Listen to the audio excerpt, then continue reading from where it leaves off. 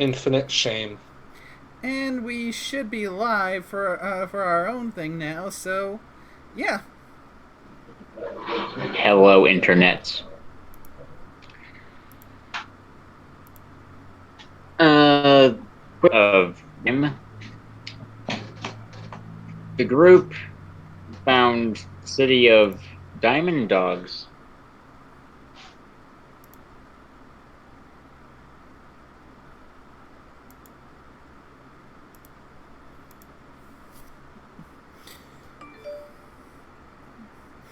Yep. Yep. Last time we found a group of dime dogs, a whole city of them, and most of it was spent with us just trying to heal every. I was going to say every pony, but it's kind of every dog at this point. Every poot. But still trying to heal, Everything. trying to heal them all up. I spent most of my time working on their leader, who goes by the name of Whistle. Ironic choice.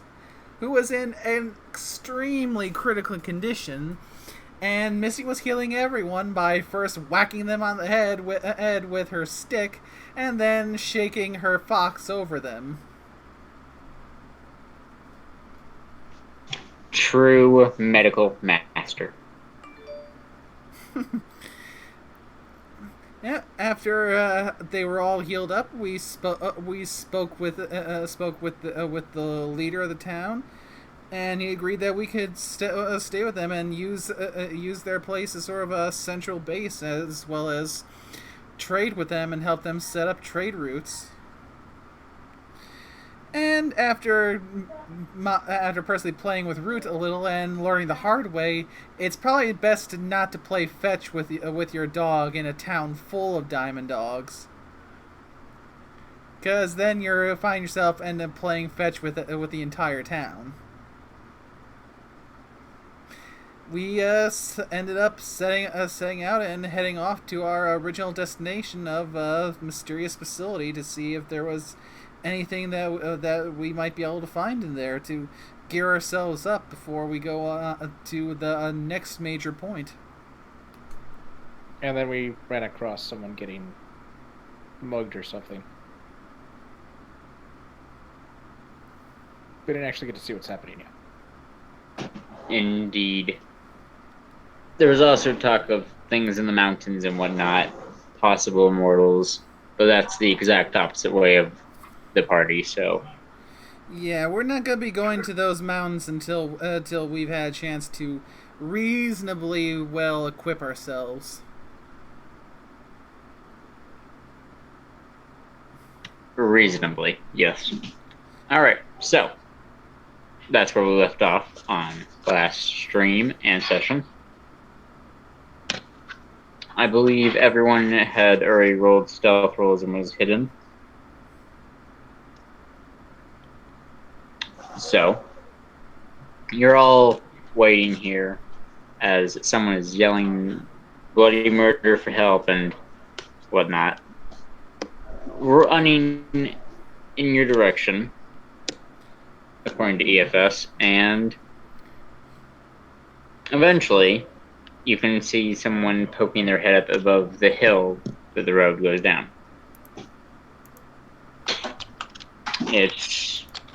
You're not sure what it is yet. You know it's a pony, but you're not sure exact race, and if you want to know exact race, you have to roll perception. What about the filly that was flying there?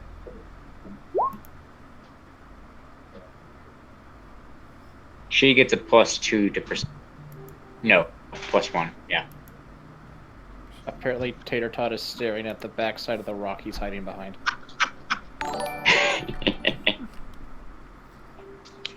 Oh.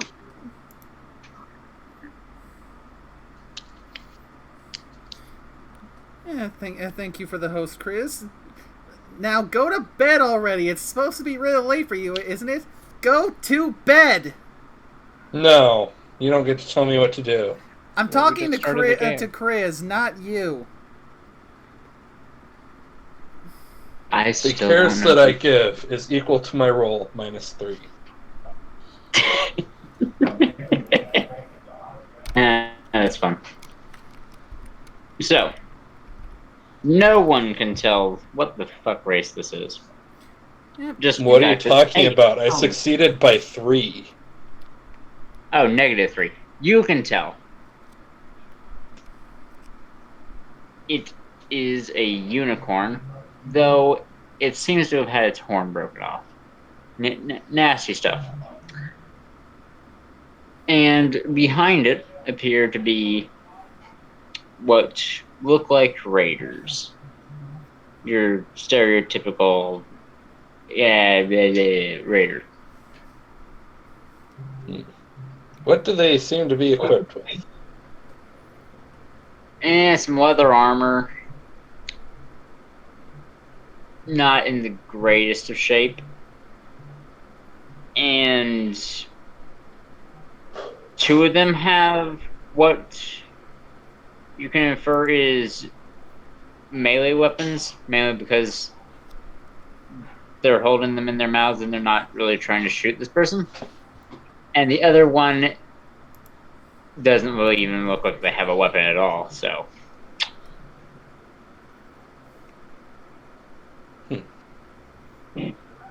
How is the unicorn dressed? How are they what? Dressed. And ragged clothing. Nothing too fancy, nothing too heavily armored. There seems to be something around their neck. You're not sure exactly what. Okay, so there are 3 raiders or 4?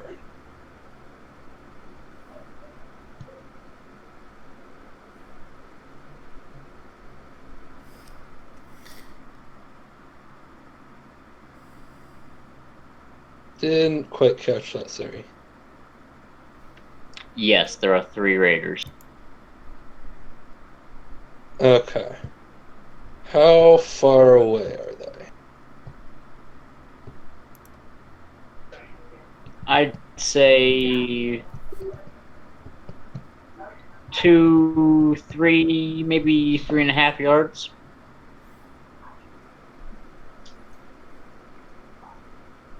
I'm sorry, I'm going to ask you to repeat that. You said 3 or 4 yards? I don't know measurement. A while away, though. 3 or 4 A yards. yard is Wait. 3 feet. Okay, yeah, no. You're saying that they're right in front of us. Yeah, So- I don't know measurement, okay?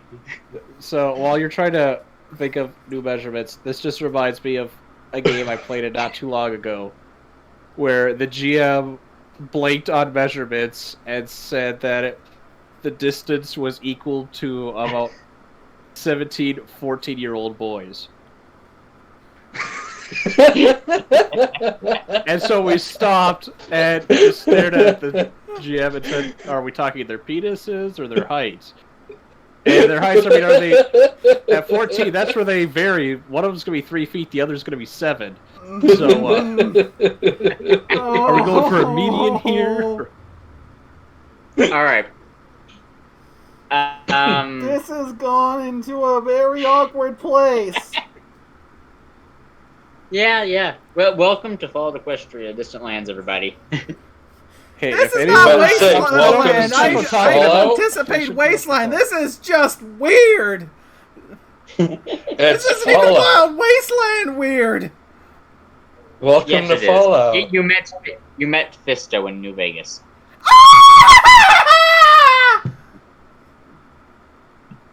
Memories. Alright. If you think Fisto is bad, go play Fallout 1 and 2. Fallout 1 and 2. Yeesh. Alright. Back to measurements. I'd say 1.5 football fields.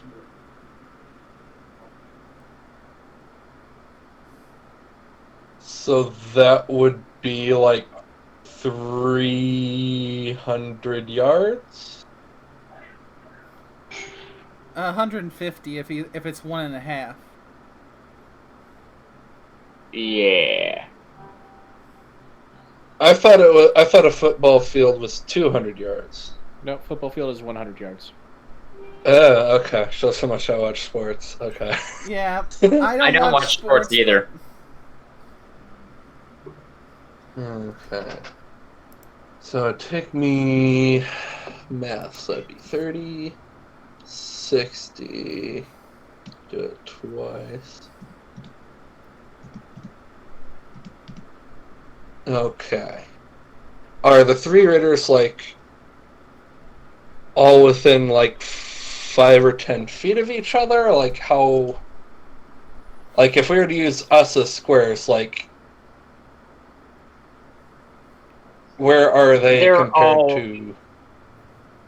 They're all within one square of each other. Like, basically squares next to each other. Oh, okay, that's not too bad. Okay. So... And I would go and grab the token, but I'm having to talk right now, and that would mean I couldn't talk. Okay. Well, are we acting like initiative is starting, or am I able to do things? You can do a thing, because they don't know you guys are here yet. Sneak attack! Alright, Misty is going to, in essence, dive bomb them and cast a very special little spell that should hopefully completely and utterly ruin everything that they want to do and make them cry. Because, like, I'm a meanie like that. What the fuck are you casting? No, nothing terribly special. Just She's gonna a summon a challenging call. Oh, goddamn. I forget what does challenging call do exactly. They have to focus me, and only me. Nice. So, 1 you can success, fly. 2 success, and 3 success. So, yeah, she can Magically, fly yeah. over there as 2 actions. Yeah, it's an individual spell for each one of them, which is why I had to roll 3 times. And then, yeah, she just flaps like 10, 15 feet off the ground, where they can theoretically still try to hit her if they spend actions using, like, what's it called in the system? Athletics to try to jump to hit me. So, it's... You have... They can pick Athletics up rocks is a very- and throw them at you. This is true. You're welcome.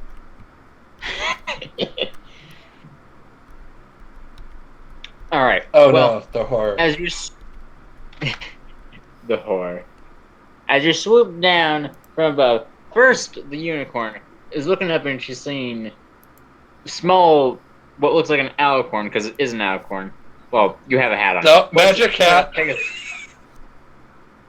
You're a Pegasi for this moment because of hat.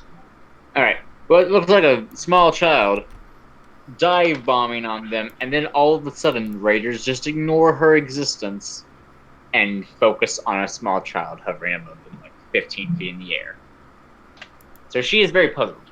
Meanwhile, the raiders, well, they do what Challenging Call says.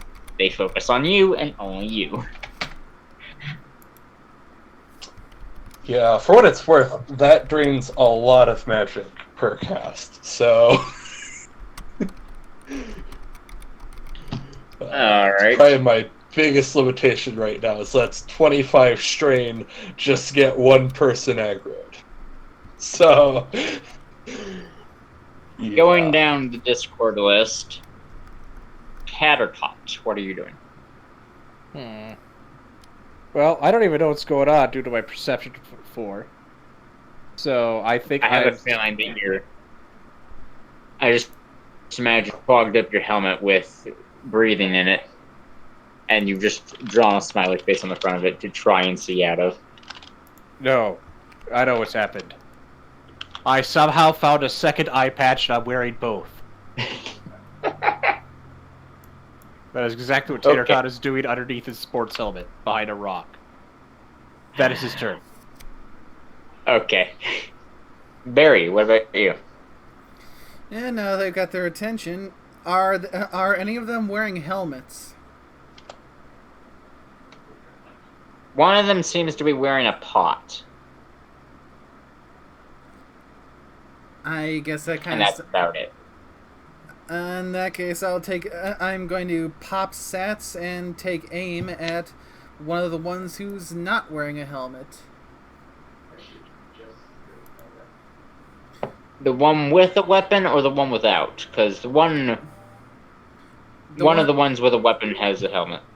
And there's one without a weapon, and there's one with a weapon.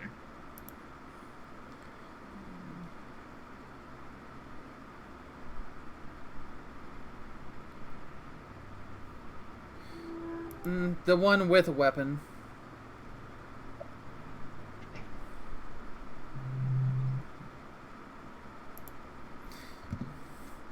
Okay, so I'm going to be taking sats and making headshot calls at the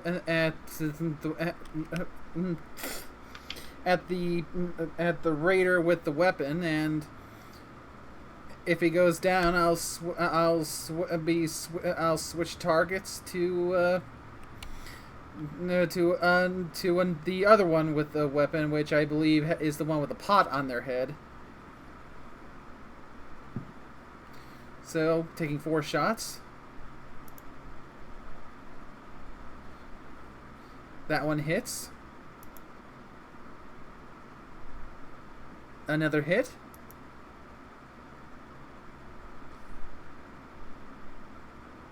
Oh shit! I think that one's in my crit fail range.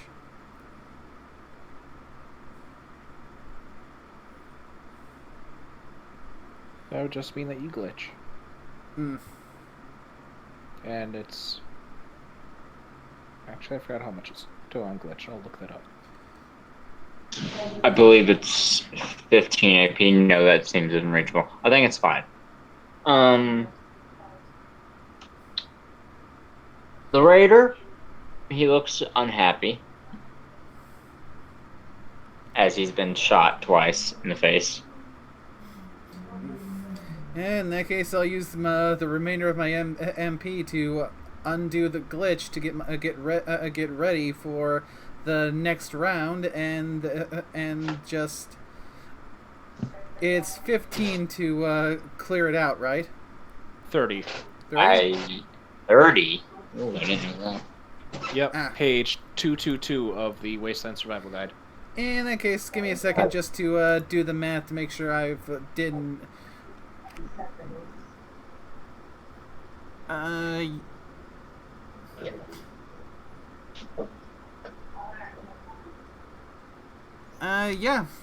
I've got enough then. So I'll put 30 AP into fixing the glitch, and I'll put the 5 AP I have left into dodge, and that'll end my turn. All right. Nice. I assume that Misty is still just distracting them. Oh yeah, at this point she's just gonna dump everything in... Wait, no, there's a limit to how much you can put into dodge. I think it's Agility three times 3. times... Okay, that's what I was gonna guess. So that Page would 221 be Wasteland 30. Survival Guide. So let's see. Can I even... Yeah, I can dump that much, so that'd be... Then...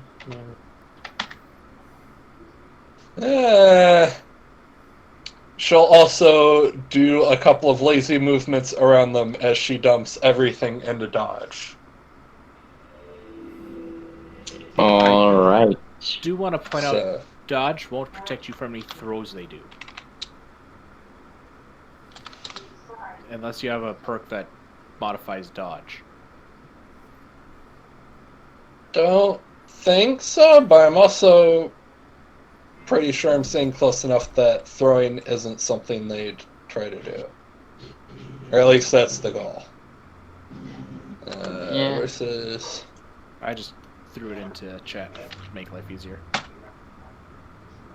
Thing. Yeah, well, she does horribly at actually looking fancy. It probably looks really erratic. And like, are you okay? Are you drunk? Do you know how to use those? Are you having a seizure? I guess I just haven't seen. These are the slap around wildly. These are the questions you are now asking yourself. You're welcome. That's great. Potato Pone, I'm going to let you re-roll perception to see if you can finally realize what the fuck is happening. Well, I'm sure I've heard the laser fire from Barry. Yes, this is true. Alright.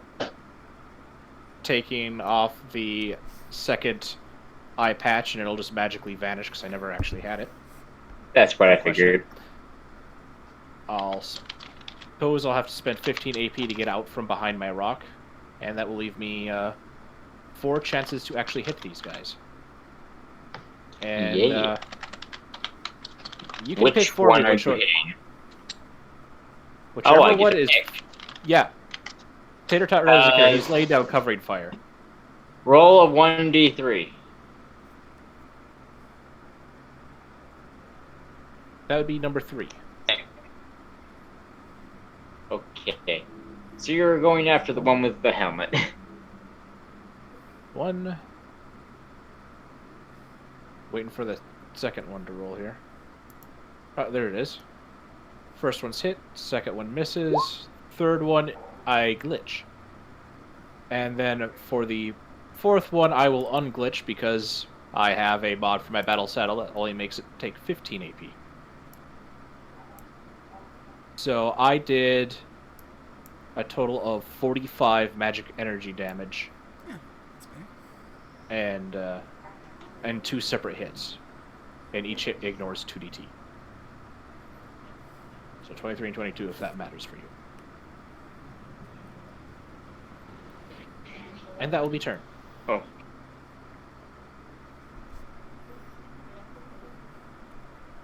I had to just do math real quick. Barry, what are you doing now? Yeah. Now that all is unjammed, once again going to pop sats and take aim for a headshot. Same target as before, and once again, should that target go down, the next shots will be going at the pony with a helmet. Okay. First shot. Hit. Second shot. Crit. Third. Whew. Still a hit. Fourth. Hit.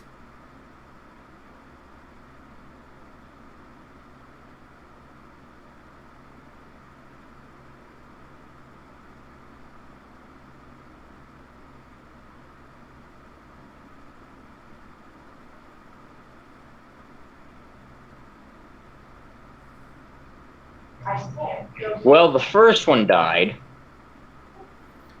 And then you started on the guy with the helmet? Mm-hmm. So how many of those were at the guy with the helmet? The last 2. The last 2? Then I'm going to re-roll because I have a separate one for when they have helmets on. So I'm going to re-roll those last 2 for the damage values. Is that okay?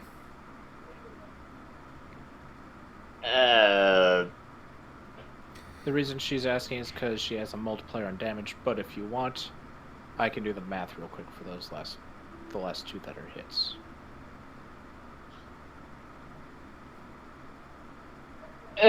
Sure, go ahead and do that, Tartot. If it's no trouble. That'll work too. And thank Wait. you for the host. Stay brony forever.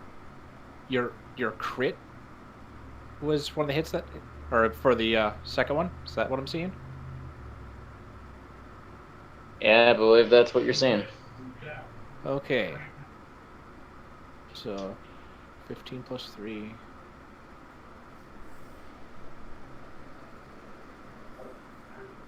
Okay, so the crit was 21.6. Wait.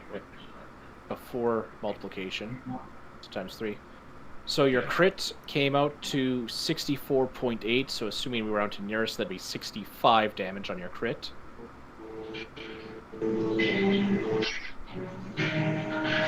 Well, I can confirm you don't need to do any more math. He's dead.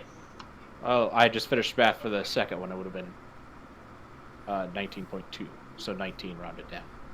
Yeah, because the reason why I say is because for the attacks that go towards the guy wearing the helmet, the calculation for headshots with a helmet equipped has a slightly lower modifier than that for just a straight headshot. Helmet is 1.2, non-helmet is 1.5. Mm-hmm. I know. Yeah. Question. What is the rule for turning a pony to ash whenever you do that? That's the same place as Chunky Salsa. 1. I would usually have Okay. things like this tabbed in my Characters book, who- but I don't have it. That's page 223 of Wasteland Survivor, by the way, and I just found it. Characters who have fallen or have had their health reduced past -20 or are reduced to ash glowing. So That's something else. So I guess the question is, did that crit do enough damage to ash them? There we go. It's page 227 for criticals causing that. If a laser or plasma magical energy weapon deals enough damage on a critical hit to reduce the victim to 0 hit points or less, the target is disintegrated into glowing ash, if by laser, or melted in glowing goo, if by plasma. So, you turn he them to is ash. turned to ash. You ash the guy with the pot helmet. And the other two guys are like, what?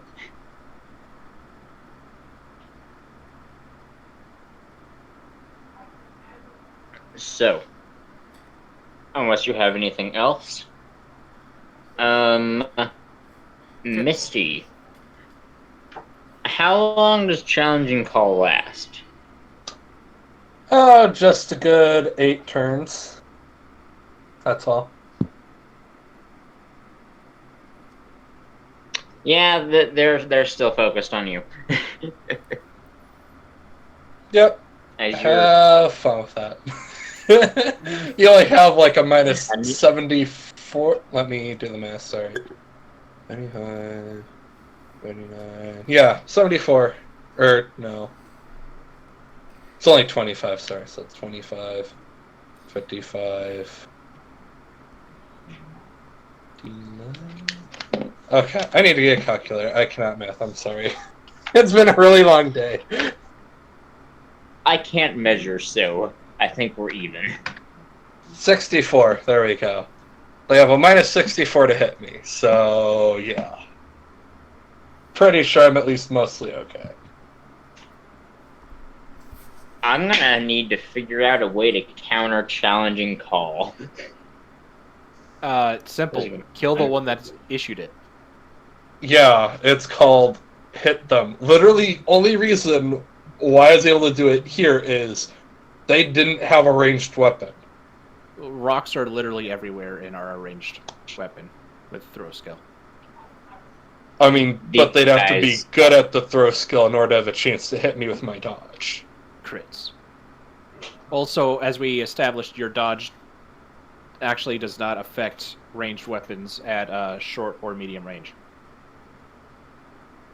Interesting. They would still have a minus 25. But... yeah, because of your size. But not interesting. All right. Well,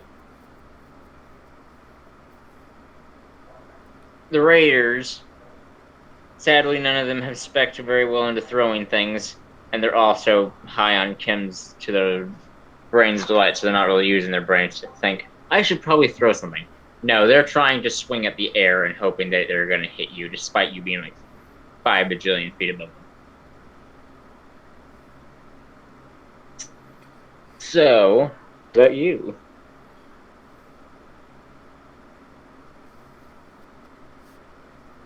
As in, what is Misty doing? I was asking Taratot what he was doing. Okay. I was gonna say, it's like, I'm doing the same thing, so... Well, gun will recharge 2. And, I have my...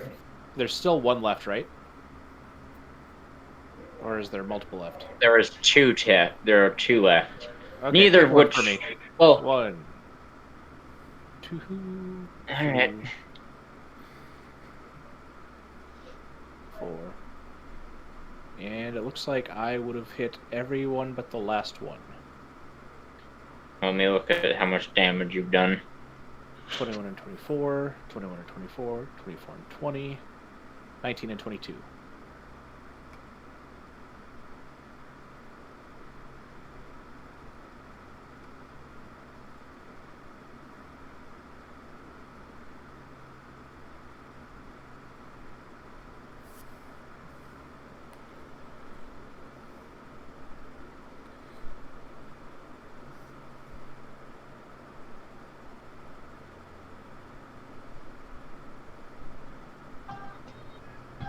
The one without a weapon has died.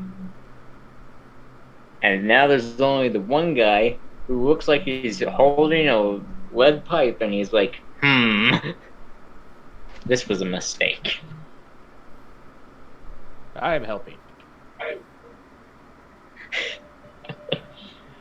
Oh, Good job. I'm helping. Is that everything you're doing? Yeah, that'll be my turn. And Barry. Yep.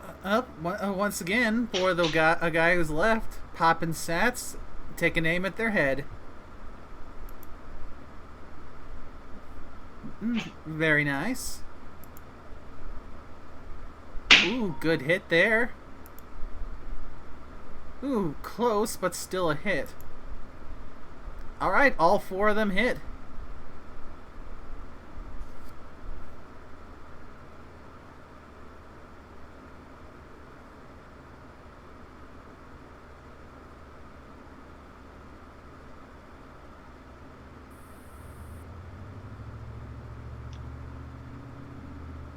Congratulations, congrats, you've all successfully random raiders.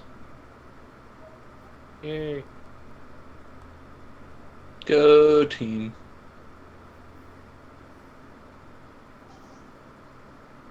Still. Immediately, the raiders get taken out of the fight, basically. Alright, the pony that they were chasing is going to run up to Taratot like, thank you. Basically, crying in thanks. Basically, wrapping her arms around you and crying as she's hugging you. Huh. They usually don't start crying until later.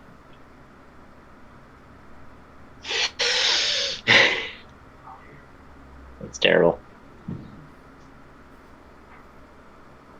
That's his actual response. Alright.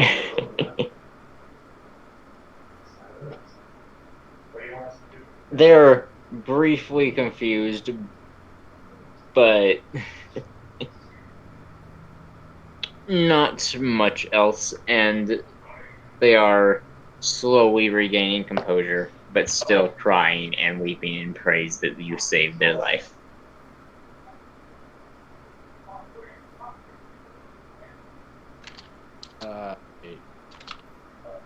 I'll just kind of get out of her grip.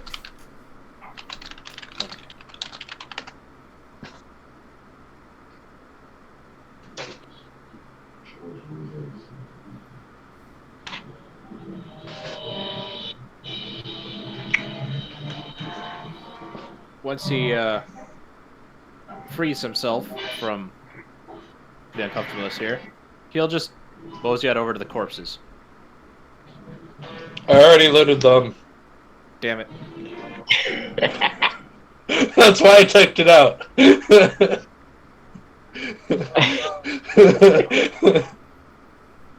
Bullies don't need their toys anymore. I'll because write she's up a taking few them. drugs. I'll write up a few drugs and a lead pipe for you later.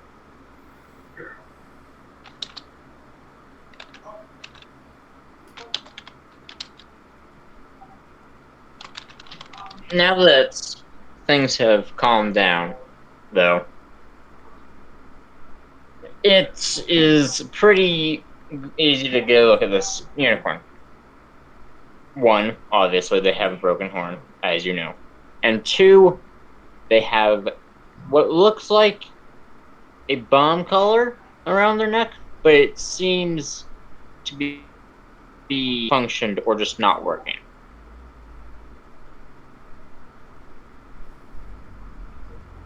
Interesting apparel choice.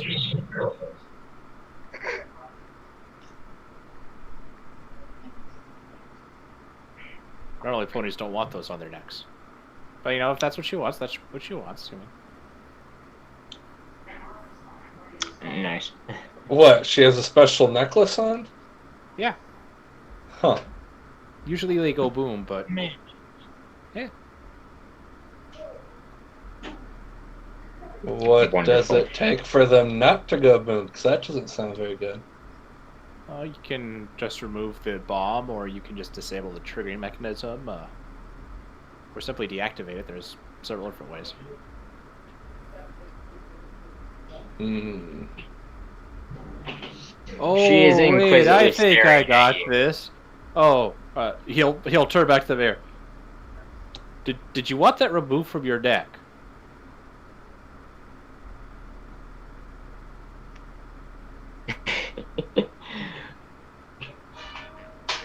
Well, first of all, during your conversation with Misty, she was inquisitively staring at you like, seriously?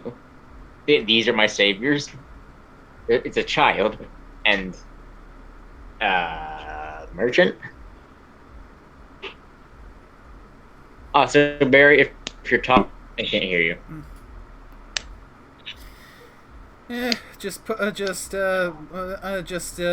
Checking on the gun, my gun, making sure that there aren't any more glitches from earlier, and putting it away before coming out to ask the mayor if she's all right. Well, first I gotta finish up the response for Terratot. She nods, ecstatic, like, yes, please get this piece of terrifying technology off me.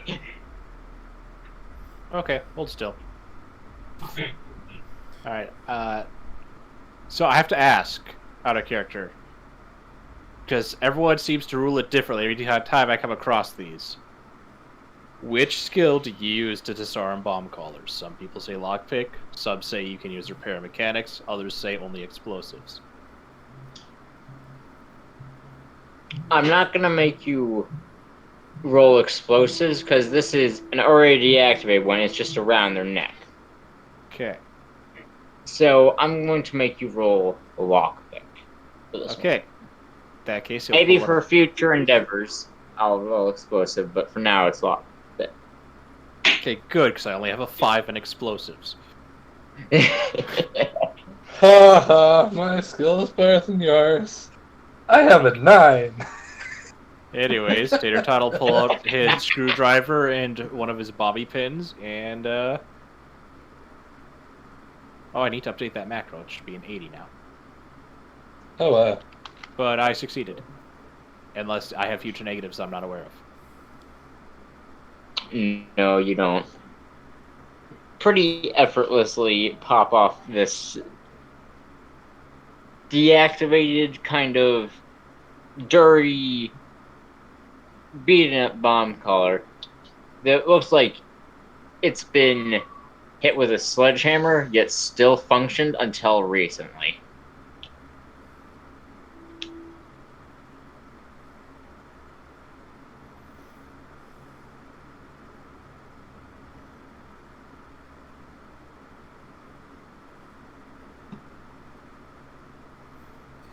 Perhaps it would be wise to dispose of that cursed device. Oh, sure. Tater Tot will just shove it into his bag.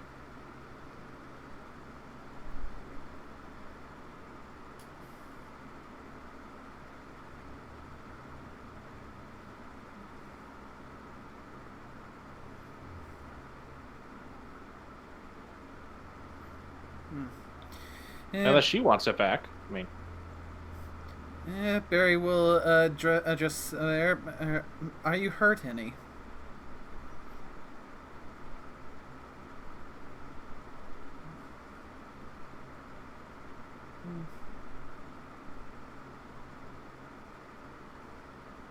wow. I think she was hurt more than we thought.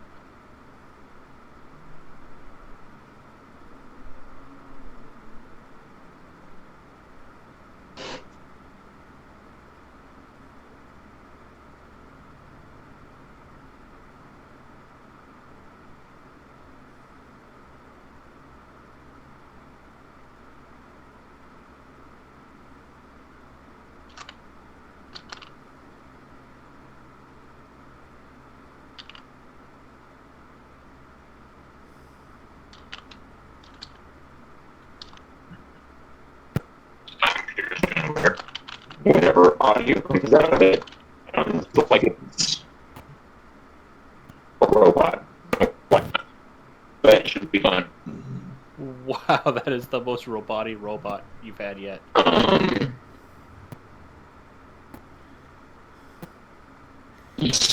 Barry comes up to them and is like, "Are you okay?" Is it just me or does it sound like a protector just took over for the GM? Say, thank you, and whatnot. Your typical thing that someone would say after a mistake. I can't understand what you're saying.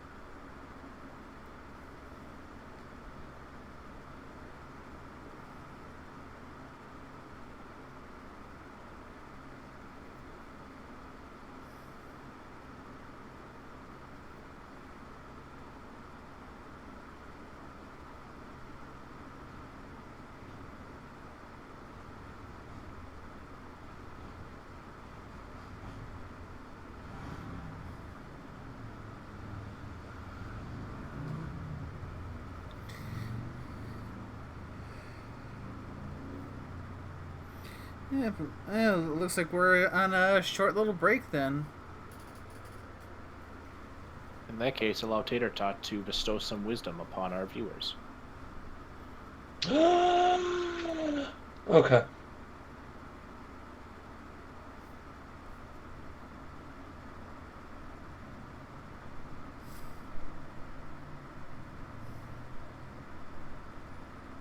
Yep. This is why owls are the greatest, but I have a fox soap, which are the second greatest, so this is acceptable. I'll stick with my dog, thank you very much.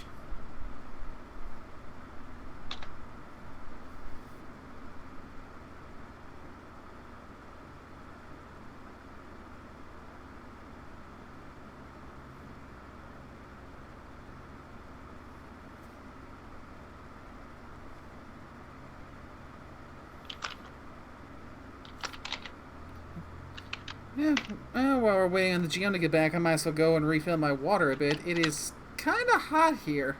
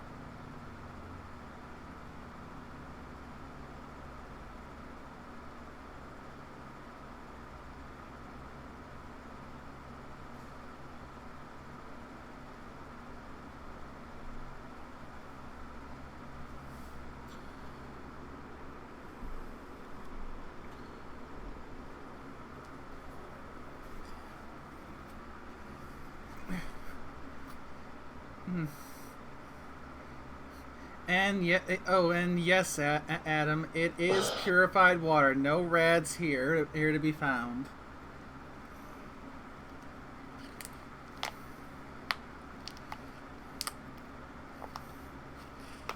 How can you do all of that without breathing?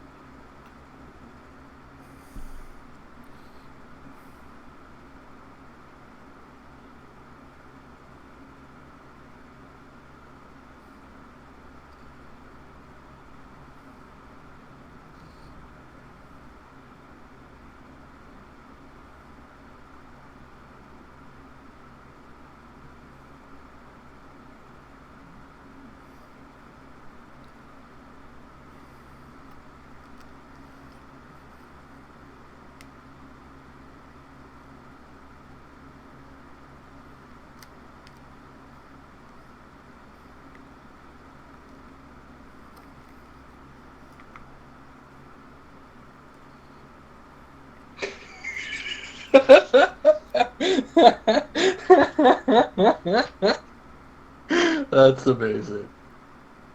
So, that scene in X-Men 3, when Magneto sent all the weak mutants to battle first, and when Pyro tried to rush in 2, he stopped him, and then all the weak mutants got screwed up, and he was like, "This is why you let the pawns go first." It was one of my favorite movie moments.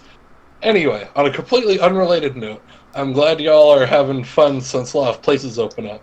Turn up.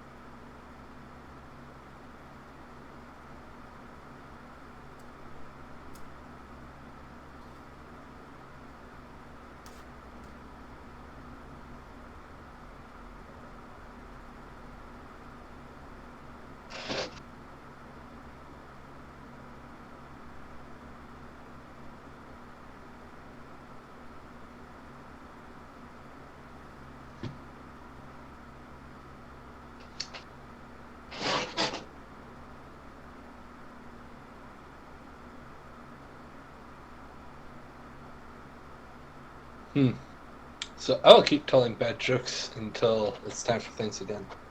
Mount Rushmore, before it was carved, its natural beauty was unprecedented.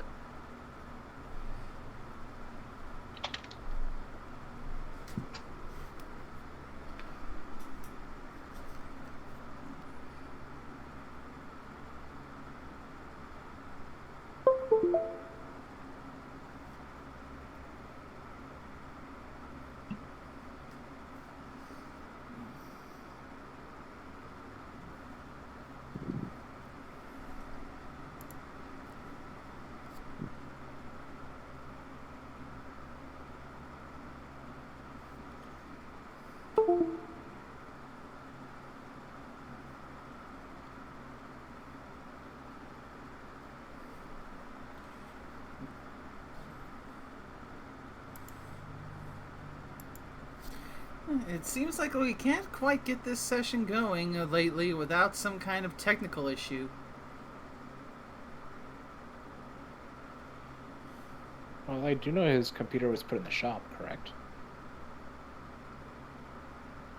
Wasn't it supposed to be back by now? He said there was a possibility. I don't know if he ever got it back.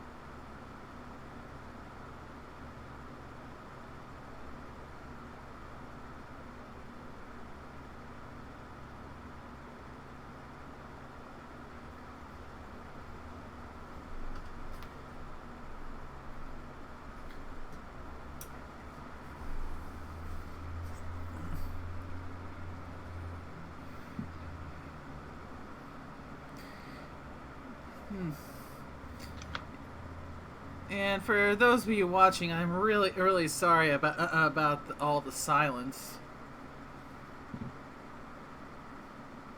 And yeah, Adam, that is a fan because it is hot in here, and I need to wait to have someone come over because I cannot lift the AC to put it in.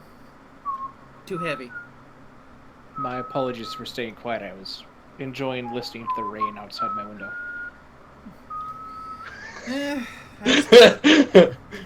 suppose at the very least we're giving those watching a little bit of white noise to just sit back and relax to. Let this be the ASMR session. Now we'll be listening to the sound of someone pulling a hangnail. Ah!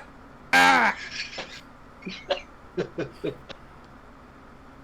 It's like you're really there.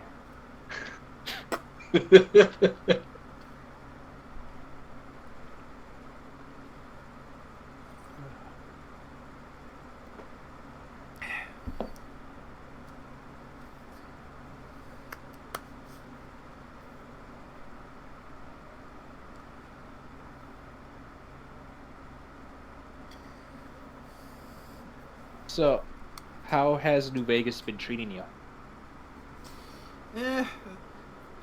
I honestly haven't been back to it since running into Fisto. For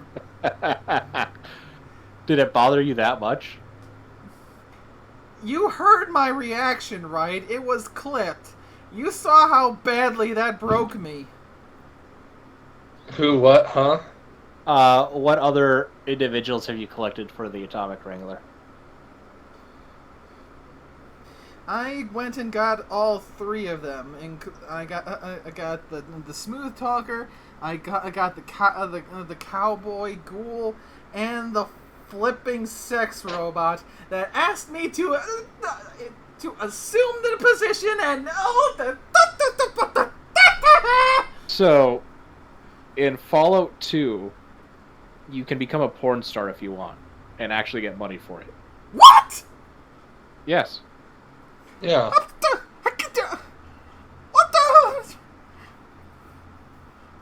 Yeah.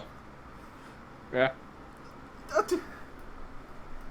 And, I forgot which one it is. I'm pretty sure it's Fallout 2 still, where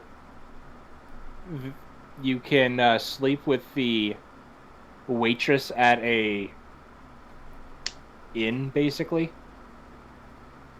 And if her dad catches you, which is based on your luck, you have to marry her, and she becomes a follower, and she's next to worthless. I think that sounds right. I think it was Fallout 2.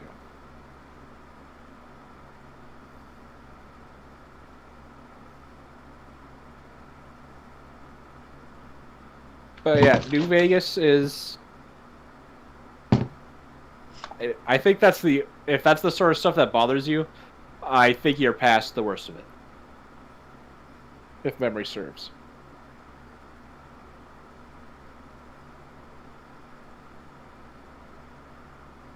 Yep, that is the most explicit sexual thing there is Fisto.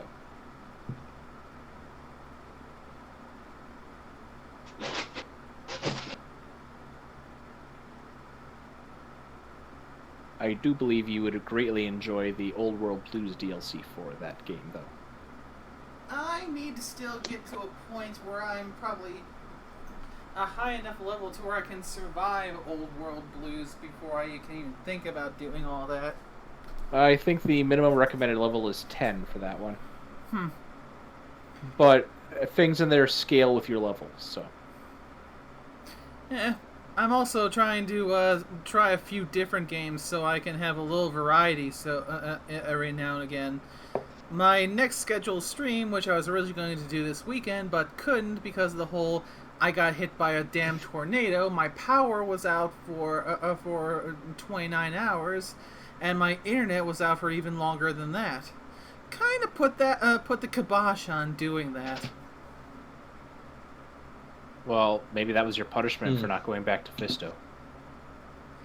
I am not letting that damn robot anywhere near my areas. If you do assume the position to let him test him out, it's just a fade to black. I know it would most likely be a fade to black, but it is still the principle. Did you go back to, talk to the guy at the Atomic Wrangler as he poorly tries to pretend that the robot isn't really for him? Oh, I was able to pick up on that easily.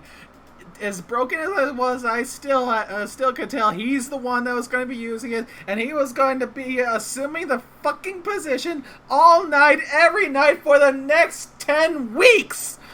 But he can do that all he wants. Just keep that robot away from me. Hey, at least it wasn't a sentry bot.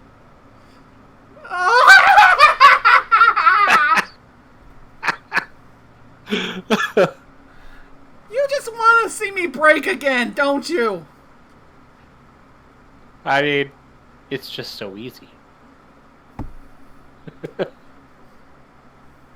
Well,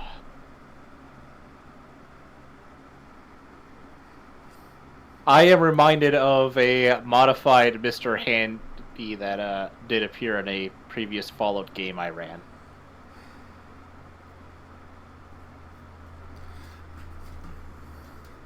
It didn't have a flamethrower buzzsaw. It had dildos. Nope.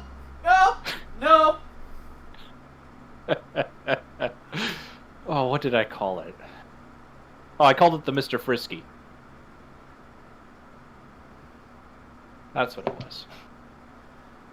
I have a pillow here, and I may be forced to scream into it if you keep on going down this route.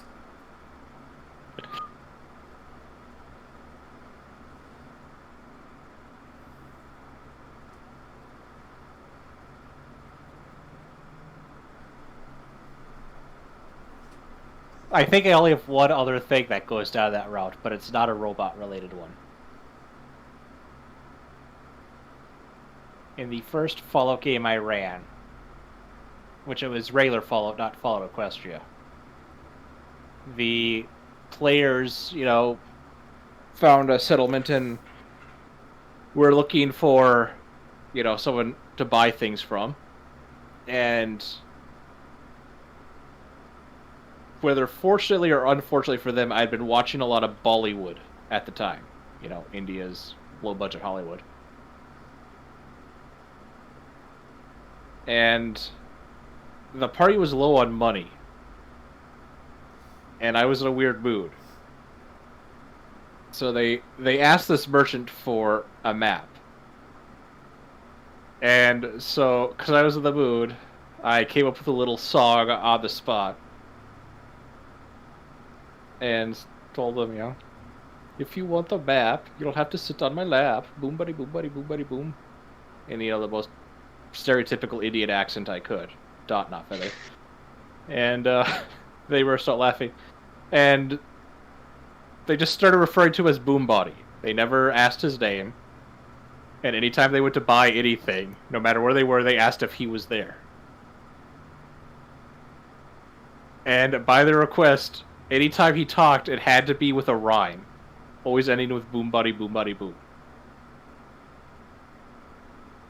So, and they were all lewd. Like when they were looking for munitions. If you want to look at load, you'll have to touch my chode. Boom buddy, boom buddy, boom buddy, boom. Things like that.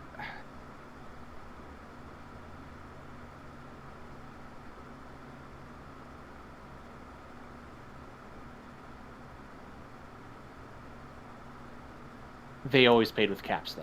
They never took up any of his advances.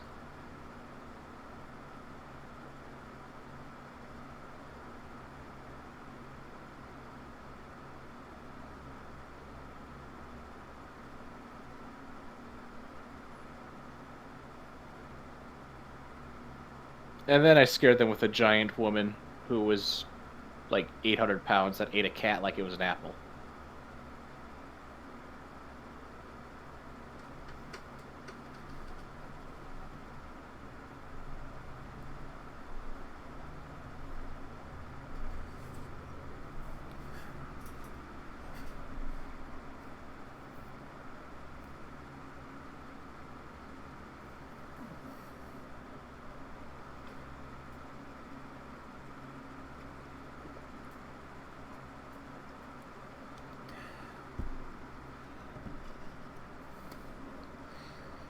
I think I'll stop those ramblings now.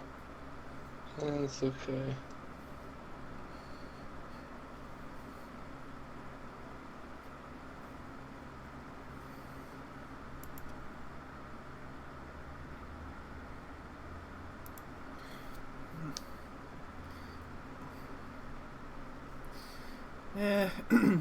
Chief called for a 5-minute break at 8:20, and it's about almost 8:50 now. So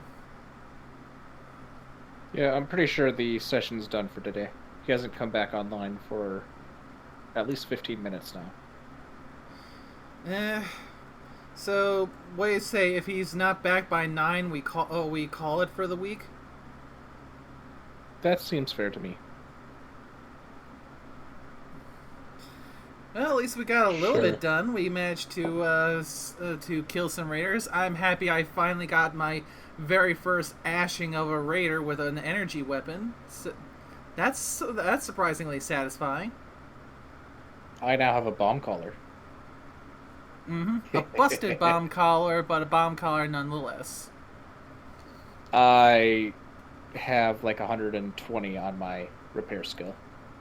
I can fix it. I would highly suggest dismantling that damn thing. No. You see, the fun thing is I fix it and tweak it, and then when we're feeling really sadistic, we attach it to like a teddy bear or something and leave it out for some raiders, and then remotely activate it. What did that teddy bear do to deserve that? It operated the furnaces in Auschwitz. I know, because I built it just for that purpose. Asha, what's it? Yes. Says Misty.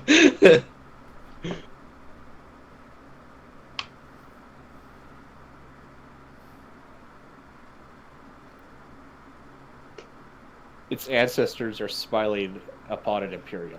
Can you say the same?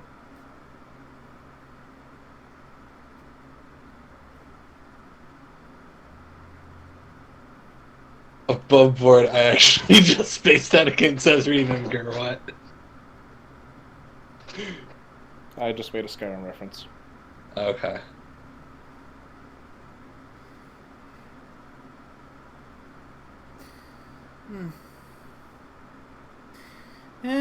For now, my next planned game stream, once I can find a date that my friends are able to make it as well, is I'm trying a new game. I'm gonna be giving Subnautica a try.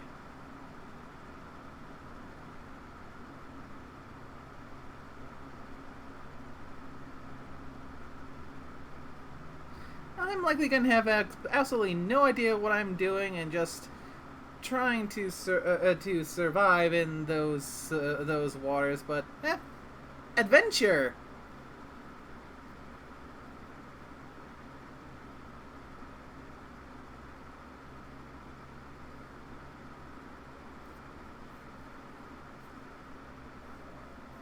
You'll have to let me know how that game is.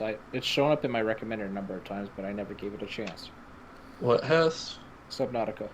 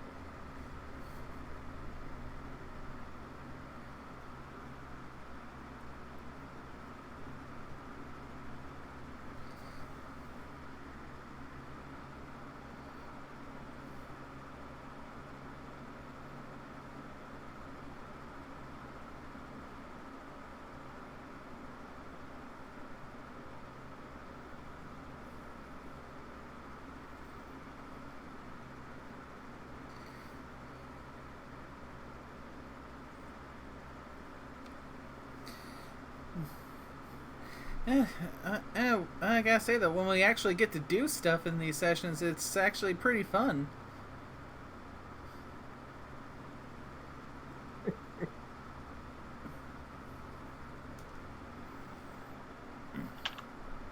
Yeah, the game is very enjoyable when you can play. Because I'll admit I personally had a lot of fun last session because I actually got to doctor it up.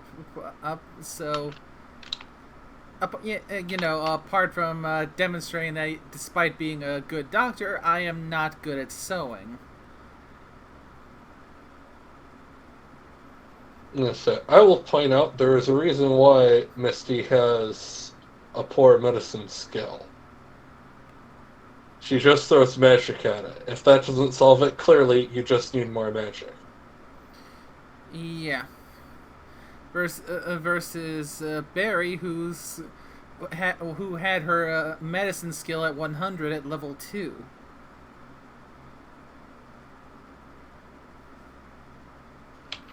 I'm just checking what Tater Tot's got right now for medicine.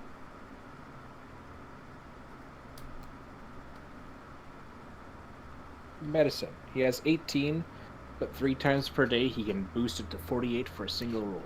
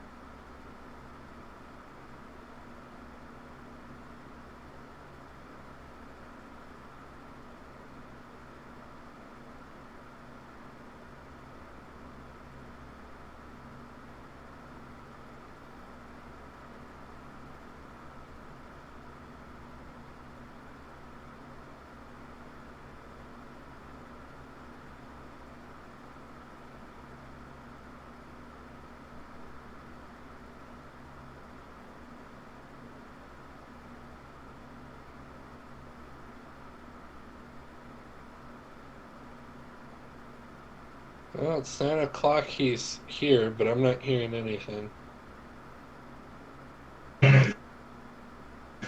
Or am I going to have to throw the computer in the trash and light it on Maybe. fire? We can hear you now.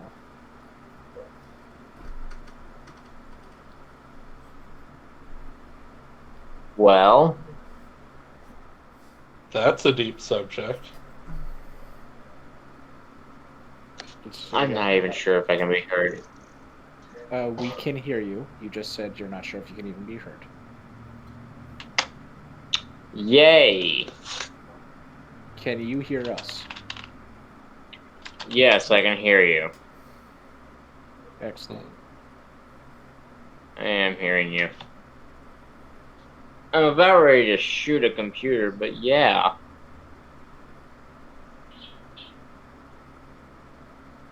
So, A needle pulling thread. there was a 3-minute gap of dead air there. Nice.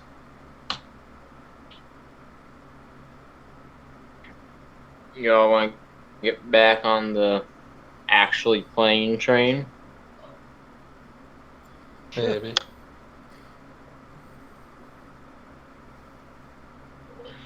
Alright.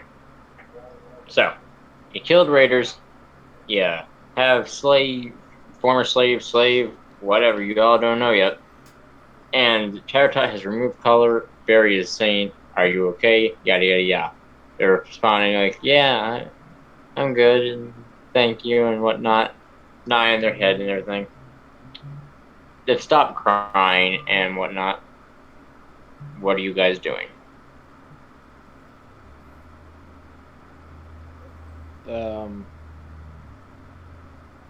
Well, I guess we continue on our way.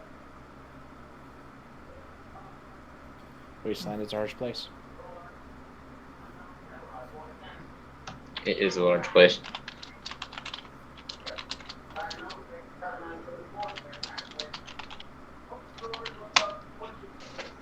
They thank you and everything, and continue off to do the daily do.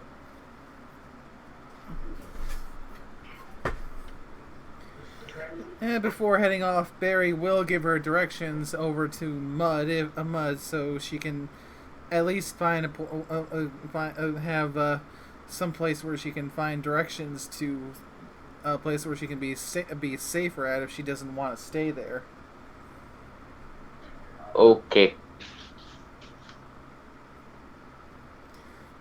And then I assume you all continue on and walking along the road and train tracks. Eventually, after what seems like forever, it's only been a day, but it feels like forever of walking, you come to a crossroad in the road. Yay, it's a fork. One going off to the east and one road going off to the west.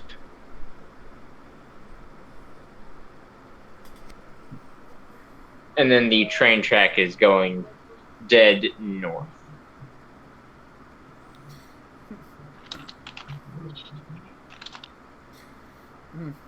And in which direction would the marker that we have placed on the Pip-Buck map be leading us? It would be... It's slightly off from dead north. More towards northwest, but it's a lot closer to the north than it is to the west.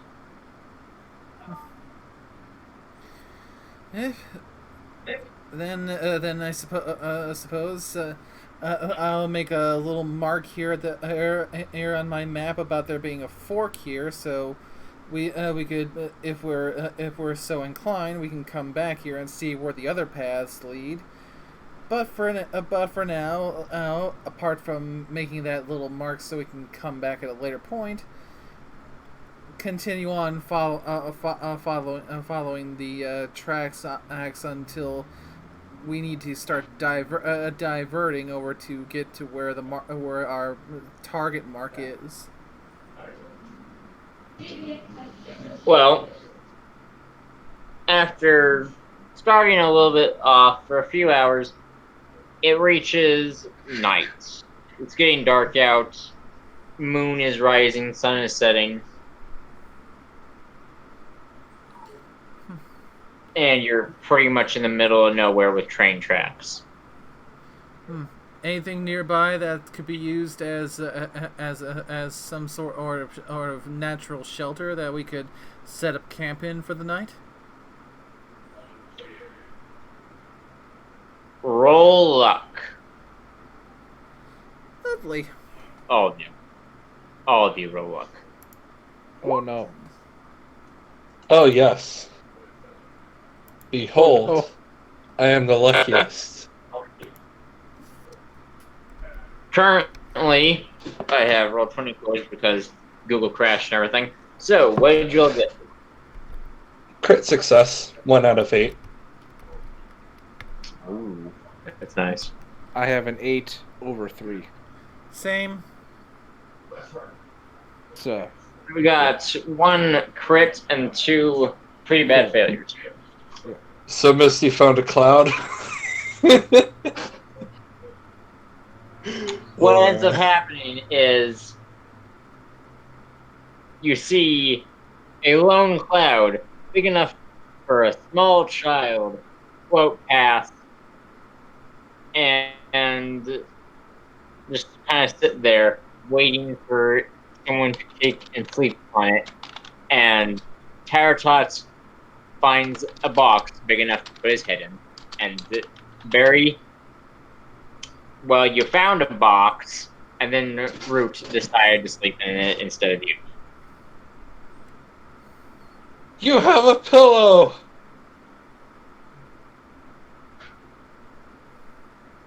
Tater Tot will pull out his bedroll, set it up, and keep his head safe from the weather with the box.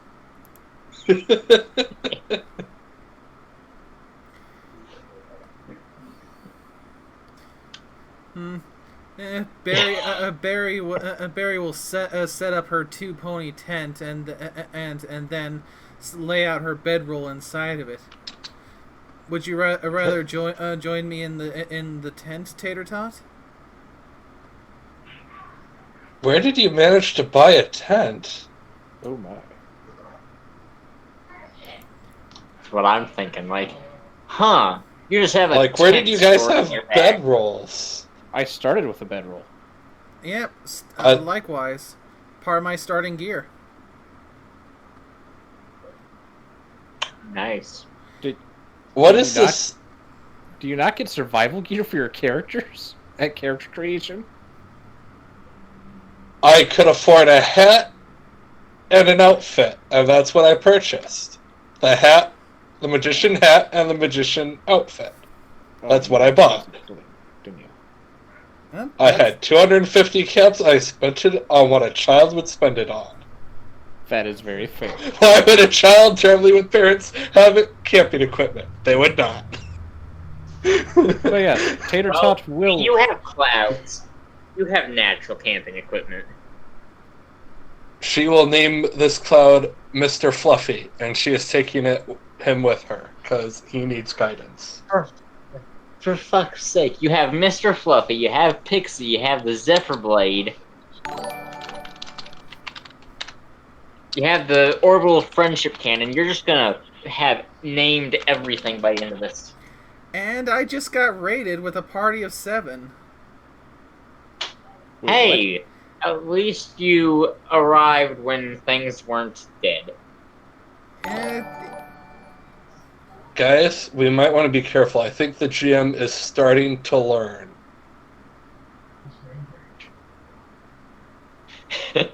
He's starting to see patterns, and that is not good for us. Oh. Anyways, Alright. Tater Tot will join Barry in the tent. Alright, so the night goes pretty smooth for the first good bit. There is one point when it sounds like something else is outside, but there's nothing actually there. It's just you heard a noise. Yeah, if there was something out there, the EFS would have picked it up, and I would have let everyone know right away. One benefit to having a pit bug is, while everyone else is potentially jumping at shadows, I generally sleep a bit more soundly because EFS is usually pretty reliable about letting me know about things with hostile intent. Yes. Now, Plus I've got the a rest of backup the plan night, of route. the rest of the night goes by pretty calm, scenic, nothing major. And you wake up, and it's raining. Rolled in, and it's raining.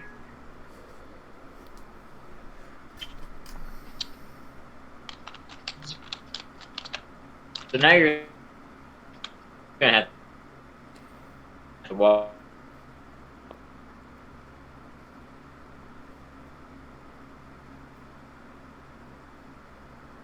Name now? The cloud? Missed that cloud again? All right, you're not in roll 20, Mr. Fluffy. Yeah. You're traveling along with, according to Misty, 3 pets because the cloud counts as a pet, evidently.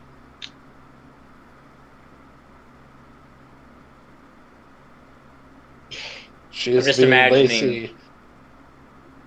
Yes. I just imagine that Misty is sitting on the cloud like Goku does in a few of the earlier Dragon Ball Z episodes. Or like Mostly. one of the turtles in Mario. See, what she's doing when they start to move in the morning is she'll stick the bottom of her legs up from the bottom and act like she's running when in reality all she's doing is just flapping her wings. Nice. I can walk on air!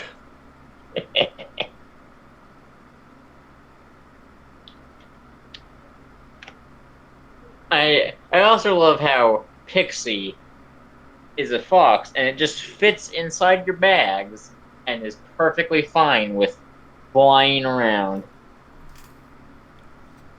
Well, yeah, I mean, she just sticks her head out of the bag and poof. Instant happiness. You know, like a dog. Yeah. Alright, that's fair. After several continuous hours,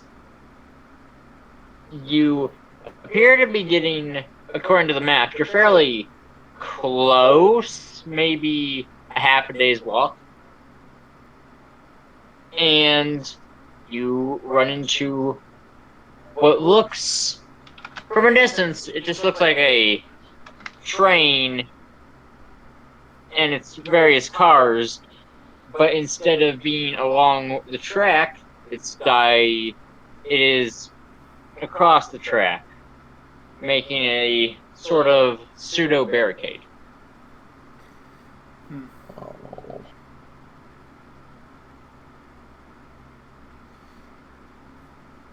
First thing I'll do is check EFS ask for any signs of hostiles nearby.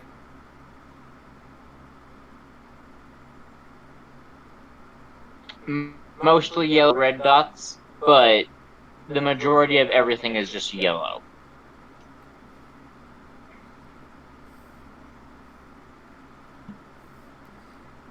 So were there any red? So how many red dots? 10 or 15 sporadically dotted around. There's a few congregated in one section, but it's mostly sporadic around the area. So probably most likely for the sporadic ones, wildlife. Would I be right in that? Maybe for some of them, but most of them seem to be sort of intermingled with the yellow ones along the barricade.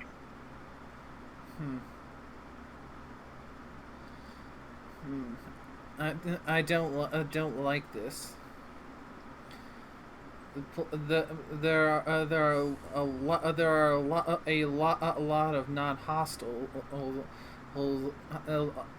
a lot of non-hostiles in the area, but at the same time, there's some hostile elements that are in the middle of them.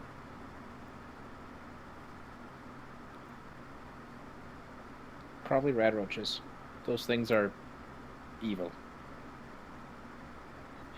Rad roaches are the Yeah. most dangerous part of this game. I mean, in a large enough swarm, they are. So, sorry to derail this a little bit. Right after the Gilded Cage came out, the session I was running, I'd come up with a random encounter table that we rolled on, and they came across buddies. Little white threat, something that they should have been able to handle because they were level 8. The party's main melee fighter nearly died in the first round. Oh, that's great. The rabbits kept critting. They were the horrible buddies. Yeah. Like, crying out for help as a bunny rabbit is hopping on you. He was this edgelord bat pony with a scythe too. That's what made it hilarious. How did that scene in Monty Python go again? The Monty Pointy Python teeth. things. I currently have a cat that's rubbing against my legs. So, what are you guys doing as you approach or just stay back and look at this? What are you all doing?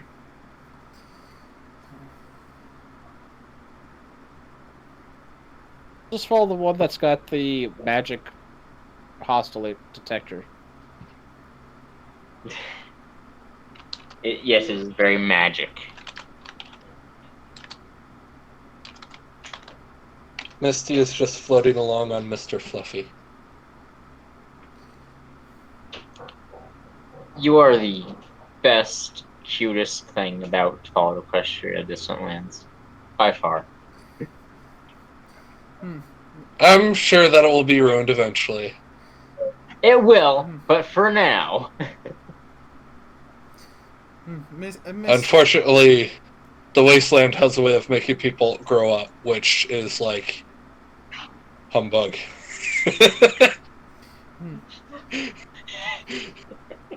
I'm getting what I can get out of it while I can.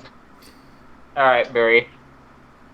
Misty, can you use that cloud to stealthily sneak a peek at what's over on the other side of that barricade? Sure. You're gonna have to roll sneak at a plus 15. Meaning my skill's Actually- 15 higher or lower? You get a 15 higher. Also, how high are you flying on that cloud? I am flying at cloud height.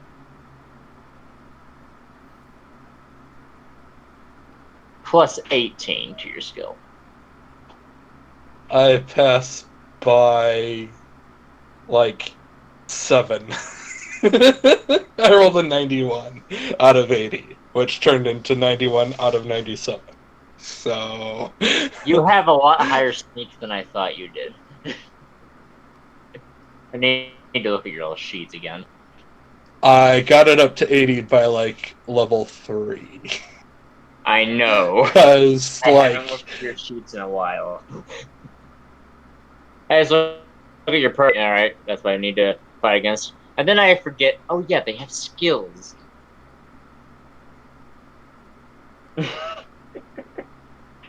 Alright. You're just a cloud floating by, looking over this barricade. There's ponies and griffins, zebras, all sorts of things mingling around behind this barricade. And there are cages, as well as something that looks like a wooden statue of a wolf, you think? Okay. Oh wait, you see that? Gosh. How? What kind of wolf? Like raggy patches of fur, like timber wolf, gray Roll. wolf, like. Roll academics and lore. LMAO. This is good. Oh, dang. Okay. Does that crit? Does that crit? Oh my gosh! I just got a crit success when I rolled an 8 out of 25, and it's a crit. That is a timber wolf. Oh.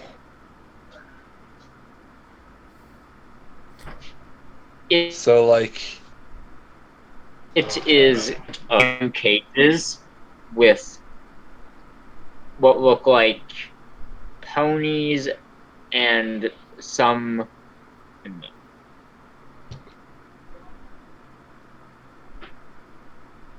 Sorry, wait. I thought the statue was of a timber wolf. You're saying there's some in a cage?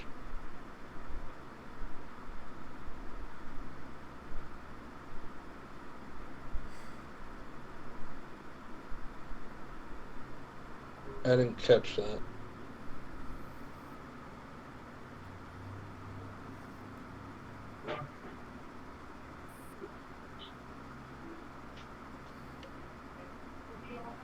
Sorry, here's a minute. Derp. But yeah, it is guarding cages with some ponies and some dragons in them. Small dragons, but still. Okay, wait. I thought the Timberwolf was a statue, so it's not a statue? After you crit succeeded, you realize, hey, is that head moving? Okay,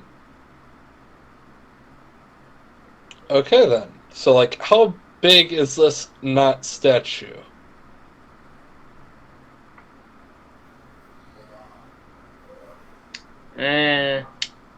Bigger than a diamond dog on all four hooves. Not hooves, but paws. But not as big as a hellhound. Almost, but not that big yet.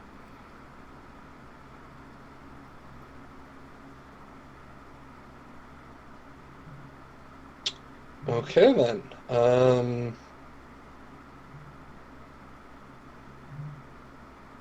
And I presume... Okay. I will go back to the party slowly and tell them of these things. Do I know of anything that a Timberwolf can do? You did crit. So...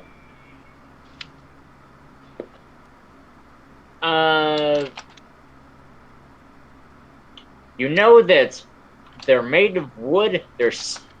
They somehow have the ability to put themselves back together, and they're scary as fuck. Okay. I'm gonna roll that's because Misty used to have a pet Timberwolf before the incident. Oh, No more shall be said.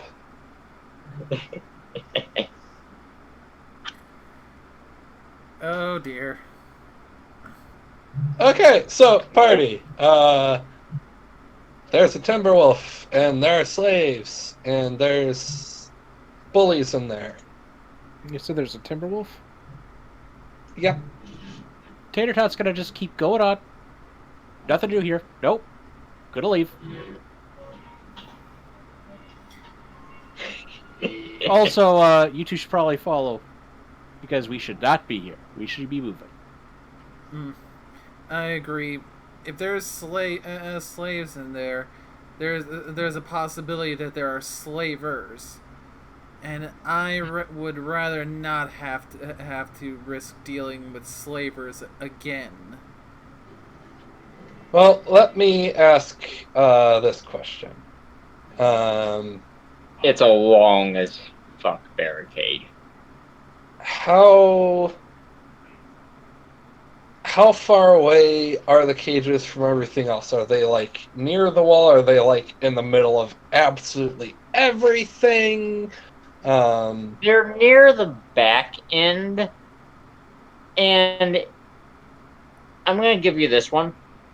From your observation, it doesn't look like a lot of the people there are armed, besides just your typical wasteland gear.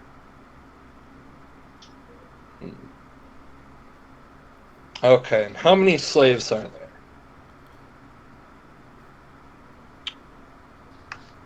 Too many for Philly Brain to count. Okay, do they have boom necklaces or... I'm not going to say you could see that well. Okay.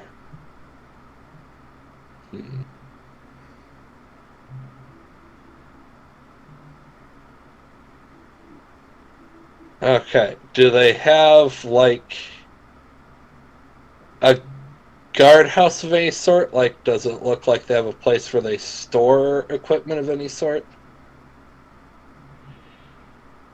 There are a few buildings made out of old train cars and things of the sorts. There is a train station, or at least the remnants of one, that seems to be frequented by a lot of people. No outright signs that yell, "Here is guns," but there's a few buildings that might be actual. Okay, so this is no Paradise Falls, then.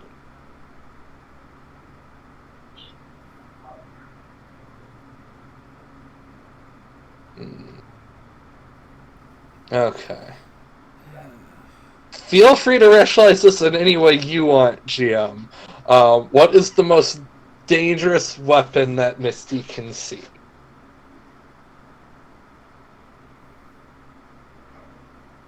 What would you consider a dangerous weapon as a child? Yes. What does she think the most dangerous weapon is that she can see that they have? Well, aside from the Timberwolf, which could be argued as a weapon, seeing as it's not attacking anyone outright.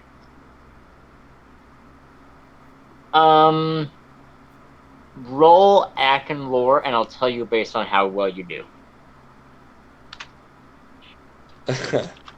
Okay. I got a 39 out of 25. That's a fail, but not by, like, a ton. There are a few different varieties of things. You can remember a few of them fought them recently, such as a minigun. You can see one or two miniguns, and that's already pretty dangerous in your mind. And that's just from what area you're looking at. But there is somebody that seems to be holding a cylindrical big thing that looks pretty dangerous. Okay. Are they, like, carrying it around with them, or are they, like, have They're it on right top of the next to building. them? On top of a building, sort of on what would be considered a bipod, but for something this big.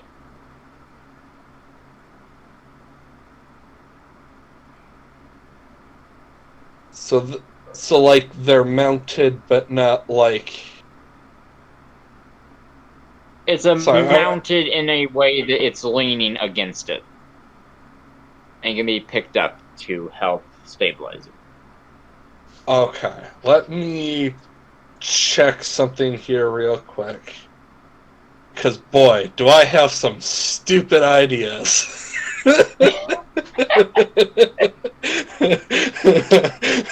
Just wait, it'll get good. Let's see. What does... No, how are you liking this? How am I what? How are you guys liking this barricade so far? I mean, Tater Tot's trying to leave. I just No. imagine he's stuck at a loading screen. loading screen failing like the fast travel in 76, and you're not making it anywhere. No. He is the loading icon for the old PlayStation games, just sitting there trotting in place. Yeah, part of me is just thinking that this is potentially trouble, because if these are slavers, at least for myself, Chain, and Misty, we've all had rather unfortunate encounters with slavers already. Just go down here. I just need to make sure And they that apparently I'm have not. a tame Timberwolf, so I mean that's even worse. Let's go.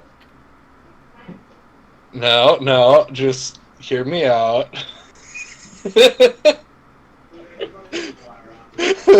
Just hear me out.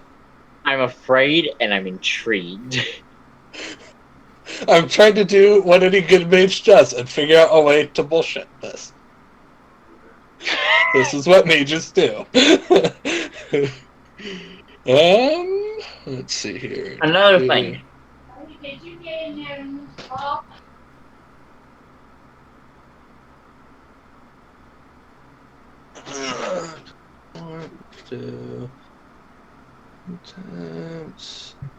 Here's another thing.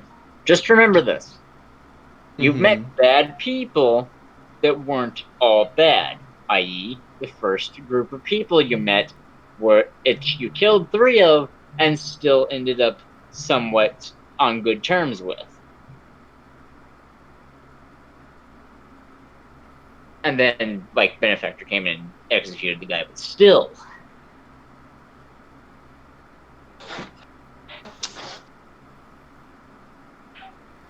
Well, I mean, that's the question. What color is everyone on Barry's sparkle shiny? Mostly yellow. There isn't any outright hostility. Except for a few cases of a red being there or here or there or there. Then why is the merchant running away? This is a chance to merchant. There are reasons. Okay, so... Okay. Misty will determine this, I guess, based upon what they do when Misty goes back to say, she's seen this and this, they're located on top of here and here sort of thing. There's a Timberwolf. They probably need supplies and stuff, so... Are we doing any trading things, or are we going to beat them up, or what?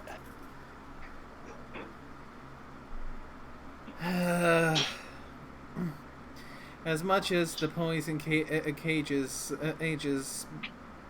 do not sit well with me, the vast majority of them are non-hostile.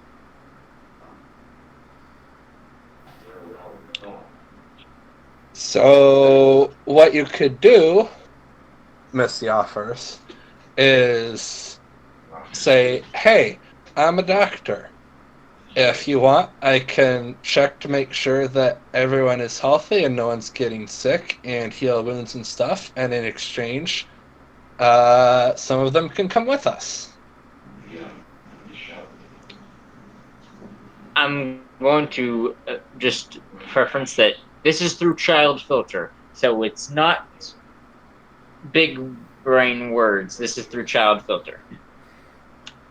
But she has 13 intelligence, so it's not You like never act completely. She never acts like she has 13 intelligence, though. I was told to try to start, so this is me trying to start. So you're basically saying that we could offer our skills and ills and wares in trade for some of the supposed slaves in the cages as a means of bartering. Is that what you're saying? Mm-hmm. Basically. Here's how I'm thinking. With your intelligence. you can do the complex things, but you still are illiterate and don't complete understand English. So you don't always pronounce the word correctly, because supercalifragisticexpialidocious is a really hard word to say, along with a bunch of other ones. But you understand things. Yeah, that's fair. Kind of like paradigms. Those are hard.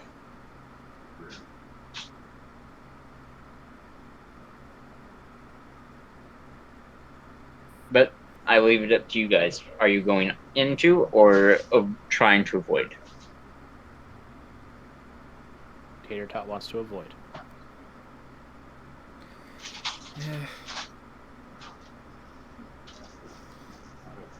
As surprising as it may seem, there actually is some wisdom in the filly's words. And if we can, by offering our services,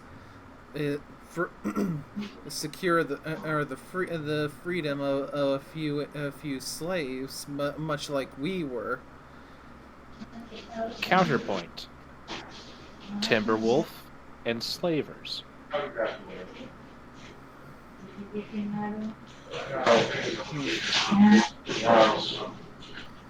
Well, that's when I'll just All right. borrow their shooting things. All right. Question. Mm-hmm.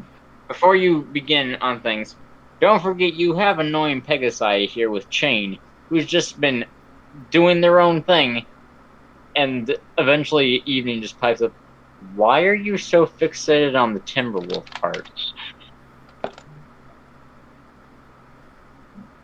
Just a good Timberwolf puppy. is a magical creature that is normally hostile to all living things, and it hasn't killed them. Therefore, they have control of a Timberwolf, which makes them extra scary. Which is why I'm trying to leave. Yeah.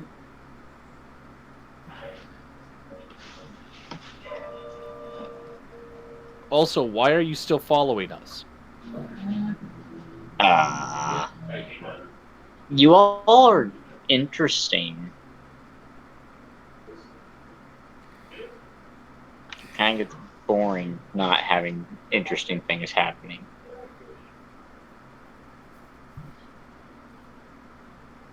Go away. And then Tater Tot's just gonna start walking in, trying to leave again. But I'm going to assume that the instance won't let him leave while the other party members are not near the edge of it.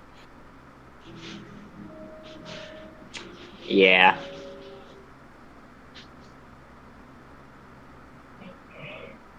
You can technically walk as far away as you want, in a sense, but cartoon logic, I'm going to smack you back here if they go back into the building, into the blockade. See, Wild Wasteland has a double edge. I know. But thou must.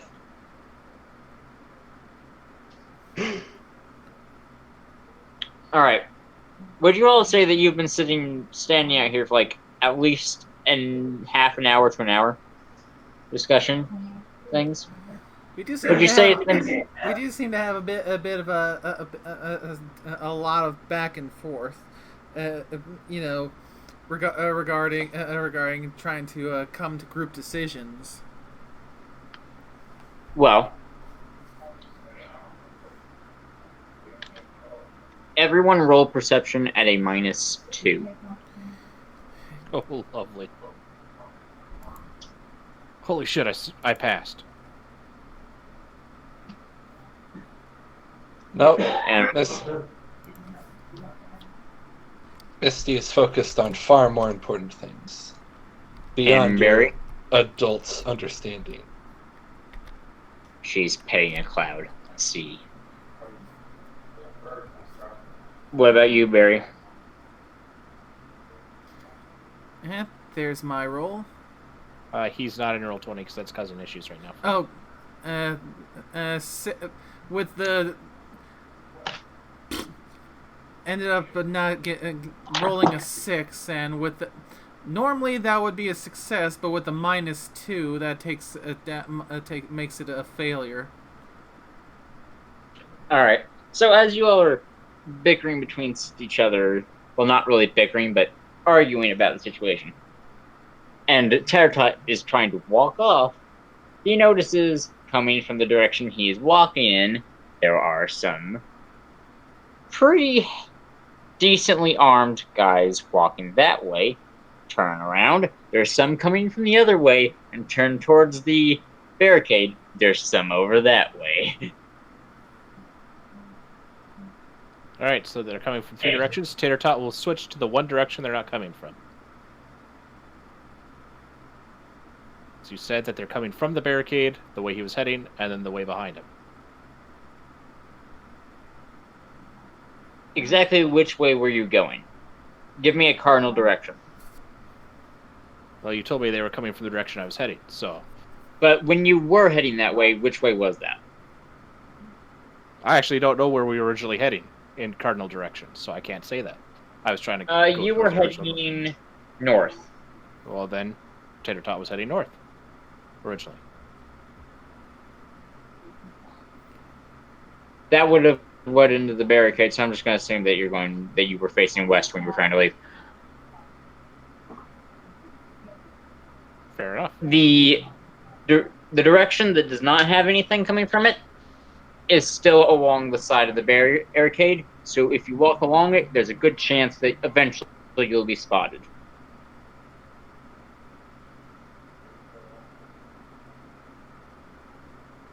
What do I have for a situation like this?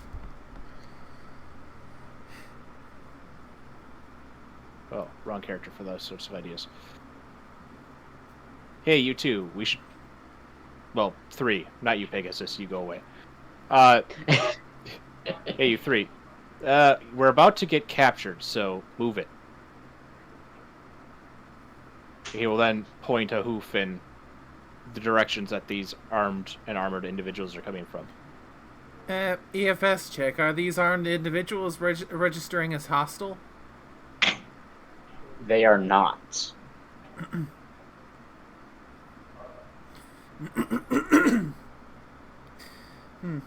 They're not. So they're let's not. get at 'em.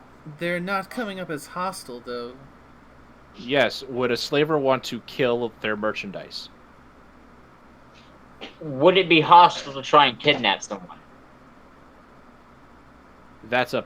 Well, EFS only ever seems to show things that want to cause harm. Physical harm. Yeah, and when I was captured by slavers, and when they were attacking me, even with the intent to capture me, they were still showing up red. Oh. Well, do you want to deal with slavers? Because I don't.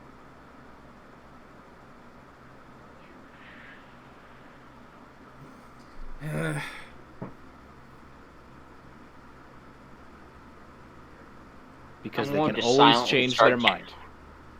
I'm going to silently start counting down a number, so you're on the clock, but you don't know how long the clock is, and when I run out, they're here. I want to state out of character, I've been trying to leave the entire time. And I'm literally not being allowed.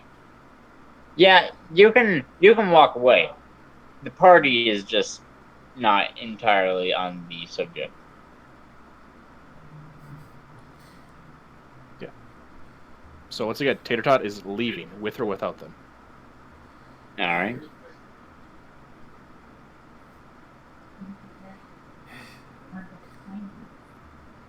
It seems we're going to end up having to deal with slavers one way or another.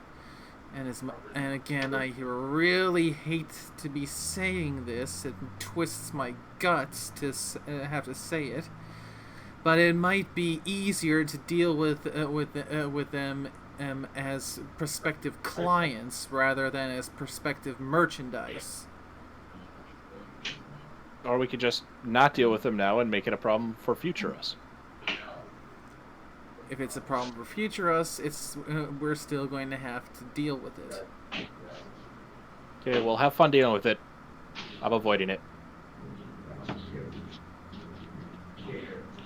I'm going to assume you're going to get to a safe distance away from all of this, but somewhat keep within the area. Would that be correct? That should work, yes. All right. Probably best for now just to retreat until we can in a safer environment come to a decision. Let's go and make ourselves scarce for now. Oh, so plan teleport, steal their cylindrical shooty thingy, and teleport out as it go then. Ugh. Okay, let me... If you roll this, you're not going to be able to take it back. I'm not I'm saying, thinking about it. little one. I am not saying to risk angering them. I'm just saying we make the effort to hide until we can reach a consensus. But he's just going to leave, like a lever leaves. Out of character a moment, because this is the point where I would speak to Chanter and get his opinion, because... Yes. I'm going to message him and see if he is almost available. Yeah, because this this seems like the kind of decision that I don't want to make without having the whole party here. That's what I'm feeling as well. And so I'm going to take a 10-minute break. We will return after the break, which would be at 10:57. Isn't that getting a little close though to the time we usually end up calling it? Okay, 5-minute break.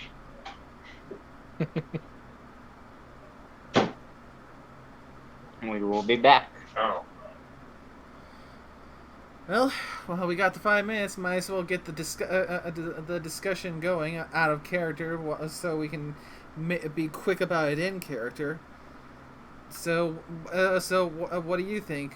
Would it be worth the risk to try and go? Well, since Misty was the one who brought it up, I imagine she figures it's probably the best idea, especially considering she has that 13 intellect to get on good terms with this group, and if they are slavers, like I said, approach them as clients rather than as merchandise. Well, in character, Tater Tot is a coward, so he's always going to try to avoid this sort of stuff. And Out of character, we don't have much in the way of caps that I'm aware of. So being... Hence why Misty made the suggestion of offering our services in barter. Say, for me... And I have over 1,000 caps. I have money. Yeah, but how much does a slave cost? Usually quite a bit. So that's why I'm saying we probably don't have nearly enough money. If I were to take a guess based on some of my experience dealing with in other games with slaves, it depends on what they consider the quality of the slave is. Like, I'd imagine 1,000 is at least enough to do or argue for something like, hey, we're here to take a look. We want to discuss prices. You know, like, and if it turns out like, okay, everyone is like way out of our spending league, then it's like, okay.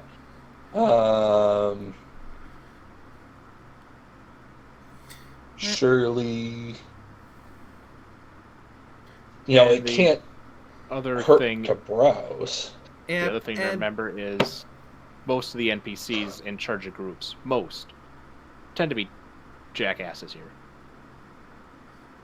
Yeah, because with the exception of Mud, we do have a lot of things about a lot of interactions with jackasses in this thing. But another thought that occurs to me is, if through barter or just outright purchase we end up again, in character and now it kind of irks me to be saying this, but doing business with these guys, if they are in fact slavers, could help us bolster our party numbers, since we recently had still have to drop out and haven't gotten someone to fill the spot.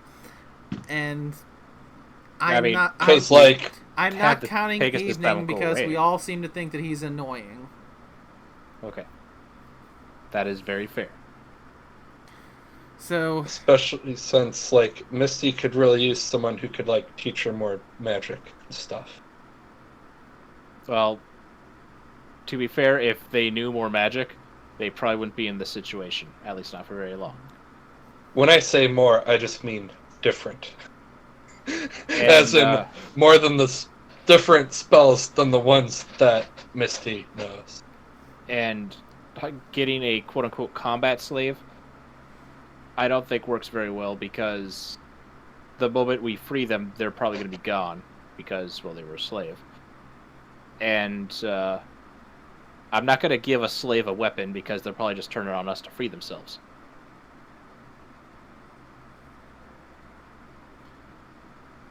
Because that's probably what I do. Currently, Robert is on the side of find out what they want, and then if they fire, kill them. So he's on the side of make the approach.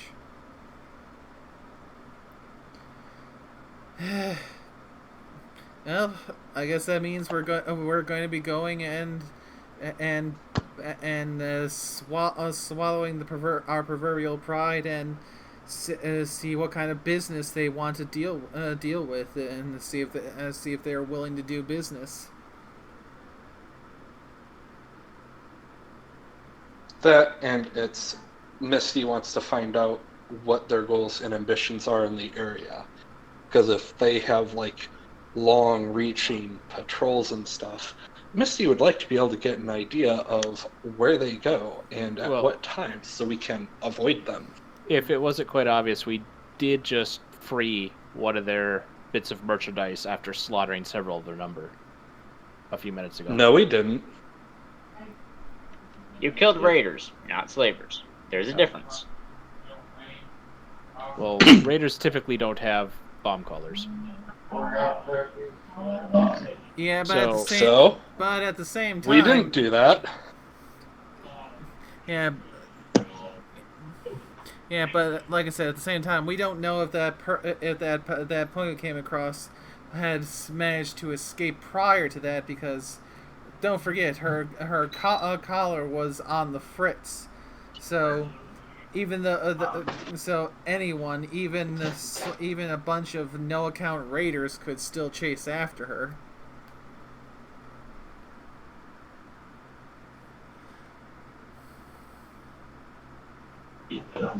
Leaving the decision up to you all. I know that competition, unless you all convince him otherwise, has booked it out of here and is not dealing with this. Well, that's okay. It just means he doesn't get any of the loot or stuff. And we can just meet up with him after we conclude business.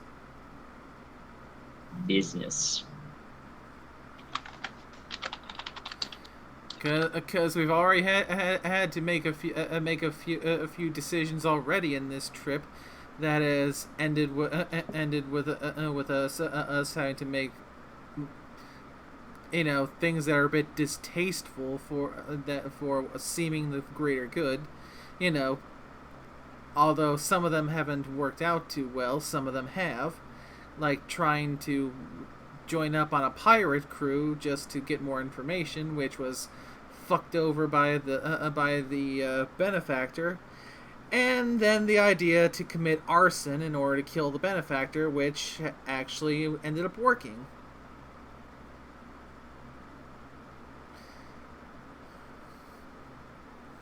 So, yeah, as much as it's distasteful for me, let's talk business.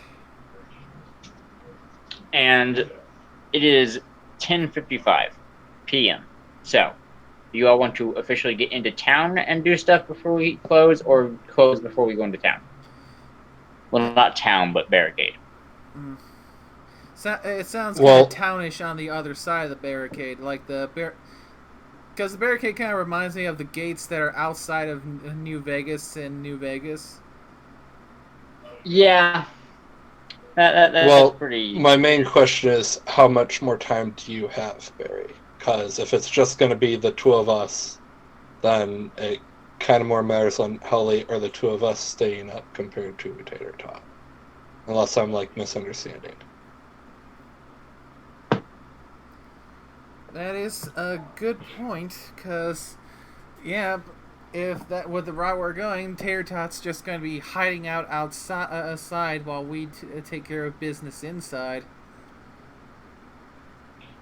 I have Well, one more hour for certain. More than that is unknown. you all just tell me when to stop and we can close. Eh, Because I have all night. I still think we should probably stop it so we can have the chance for Chain to be able to join us. Because it looks like he's not going to be able to do so tonight, so maybe next week Chain will be able to join us and we'll be able to do business properly. I mean, on one hand, yeah. On the other, I at least want to get things started, so that way, if, True. He doesn't show up, we can just finish and leave Right. So, instead of we waited for nothing. All right. So get started. Start talking business, and then once we head inside and start looking at merchandise, we can then call it before we get into the serious haggling. No, we could do serious haggling, because our serious haggling wouldn't impact him doing serious haggling, True.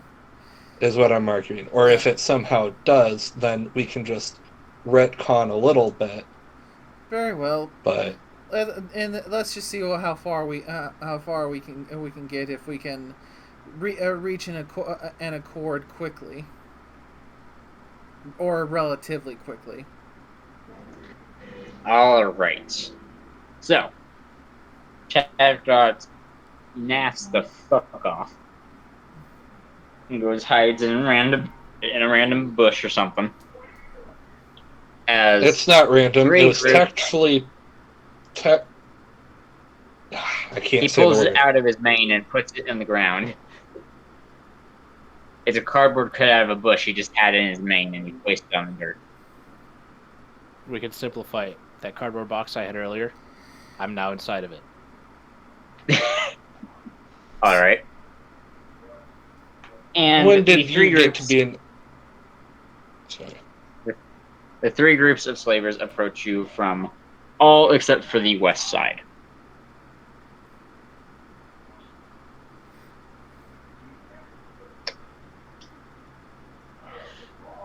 Can we help you?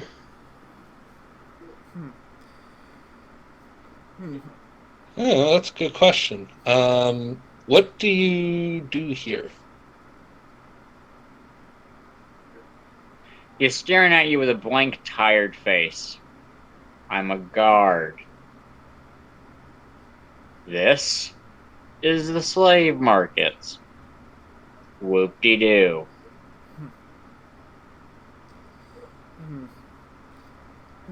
Then perhaps you could introduce us to some point that we can talk business with.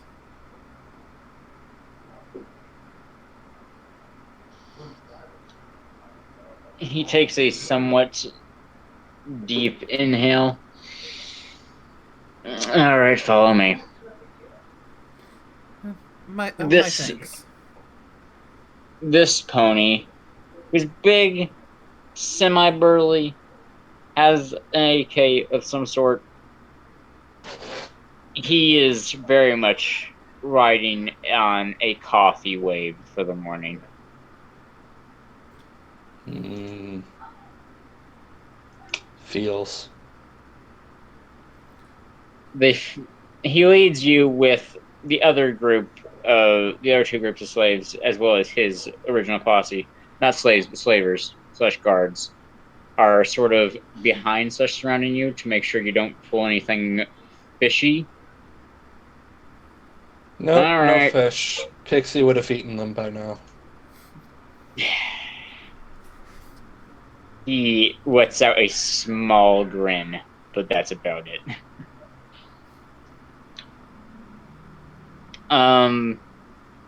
You all get to what looks like a megaton style door, but instead of opening in diagonals, it opens long ways, and it's a train car. So it's discount megaton door. Fancy. Let me guess, it's also discount megaton in that there's no megaton bomb.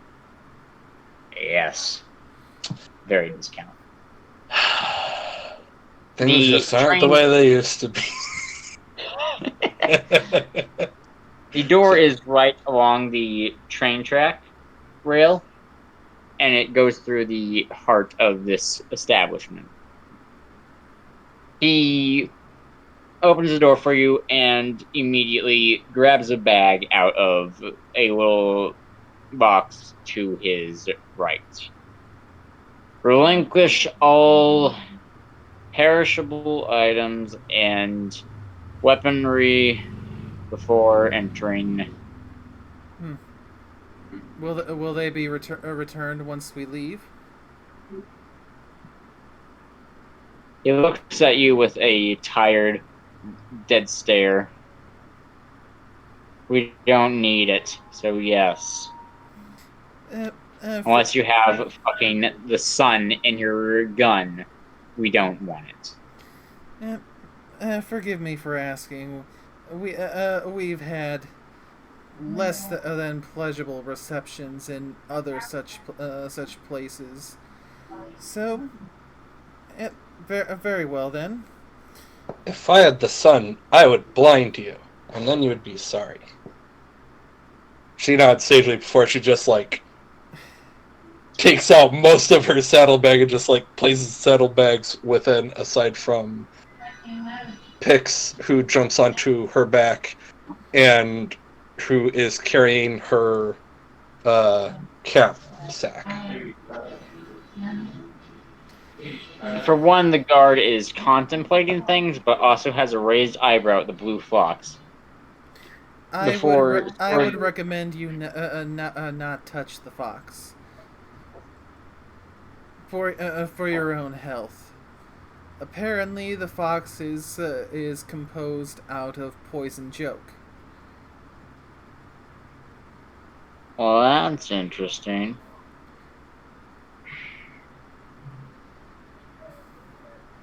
Okay, small child. Yeah, whatever the fuck your name is.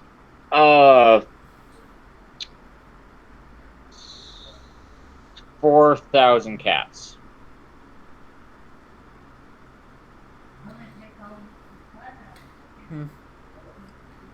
If you're offering to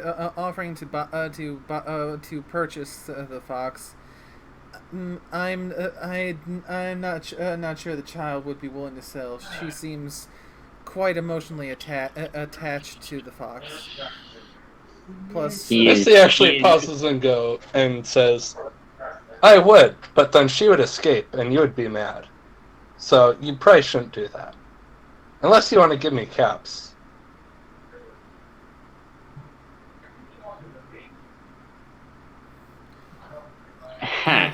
Barry will face off and say, "Trust me, it's more trouble than it's worth." Cyber woman zebra bitch. Shut up.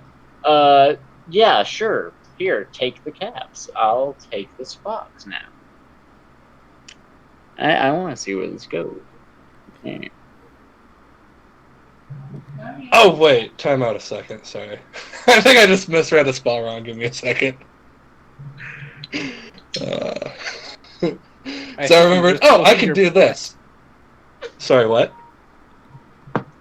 I think you just sold your pet to a slaver. So have fun. Checking. Maybe that. Do.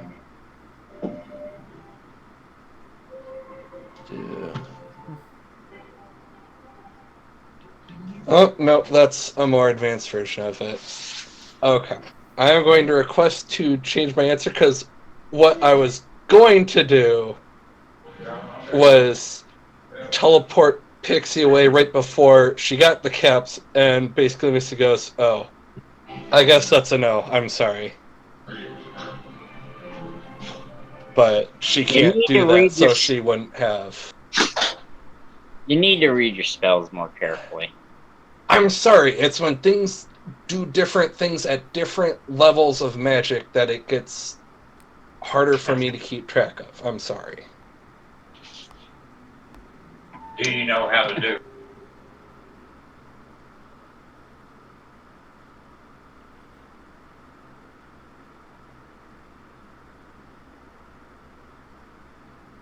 Get back to this. All right. So you don't sell your fox. Yeah.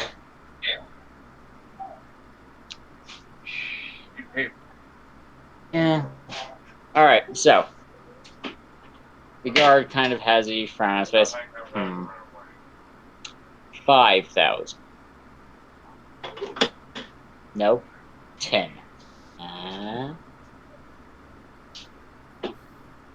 Missy just slowly tilts her head before asking, "What is it you have you think I want?"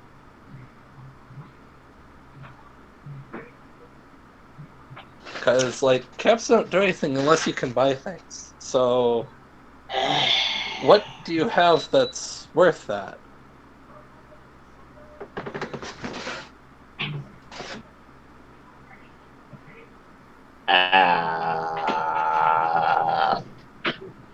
Because you'd also have to sell it to someone else for a profit. Well, it was worth a shot. So, welcome, people, guys, whatever. You're both certainly interesting. We get that a lot. Yeah, I think I can see why. I'm an Small, apprentice. small Pegasi with fox and a cyber zebra. You all might want to be careful walking around the market.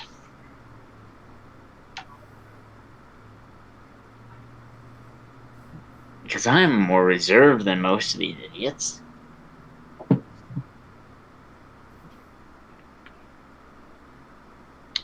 Let's see.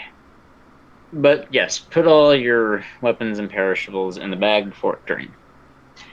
Because last time we didn't do this, someone got mauled after shooting a person. That's not very nice. Barry will follow suit to what the filly did and deposit her gear off before preparing to head inside to talk business. All right. You all are efficiently, unless you try to sneak anything in, which I don't think you're doing by any way, shape, or form. You all are officially unarmed, and any perishables would be like golden items that you don't want stolen, or valuables of any sort, stuff like that. So anything along those lines and weaponry, you no longer have on your person. As you enter into what is a pretty bustling marketplace, ponies, griffins, you see a few dragons even walking around, as well as the same in cages. There are diamond dogs walking around buying things. There are diamond dogs in cages. There's a hellhound in a cage. There are ghouls. There are all kinds of things. Mhm. Okay. So this is where Misty will nudge Barry with her wings slightly, as if to remind her of the, hey, the idea, do it. Or I guess we need to find the right person to suggest it to, but like we should make sure that they know we are focused on our goal, which is selling our wares. Healing.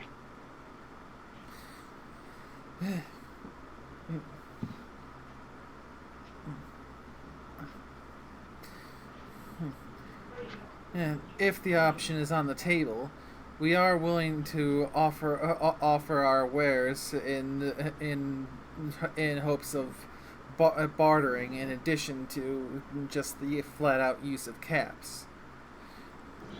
Are you saying this like aloud to the general populace? To our guide. He's just a guard. We're looking for like the person The actually in guard charge guy. of. Oh, the The guard. guard guy. Left. Once you all entered town, he just shut the door and went back to work. All right. In that case, first we're going to have to going in character. First, we need to find some pony to barter with, who has merchandise that we could potentially use to fill up our party. Mm-hmm. So, I'll have you both roll luck for looking around to find stuff or find vendors. Come on, can I get another crit? No. Sadness. Well, what'd you roll? Sadness! 7 out of 8.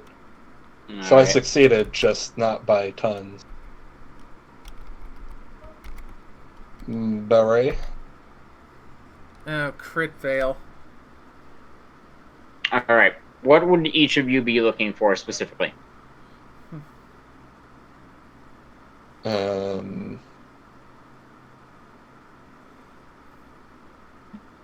You can also do just vaguely. What are you looking for? The person who looks like they do the most paperwork, like has the most people going to and from them. Alright. Misty would, after much poking people and looking at random signs that have arrows pointing in random directions, eventually figure out the right path to go. And she would end up at what looks like a old rundown train station that keeps having people go in and out of it, as you saw from above. And inside is a bunch of people behind the bar where back in train station days, they would take the cash and whatnot for your ticket. Now, instead, there are lines up to it with people stamping papers and handing keys off to the individuals. Well, more specifically, a single key per person. Sometimes multiple keys. This looks like where the final transactions are made. Yeah, sounds like it.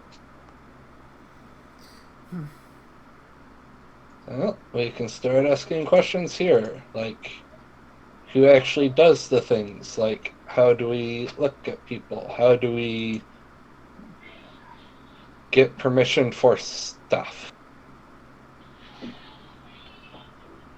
There are a lot of individuals in here. Most of them customers.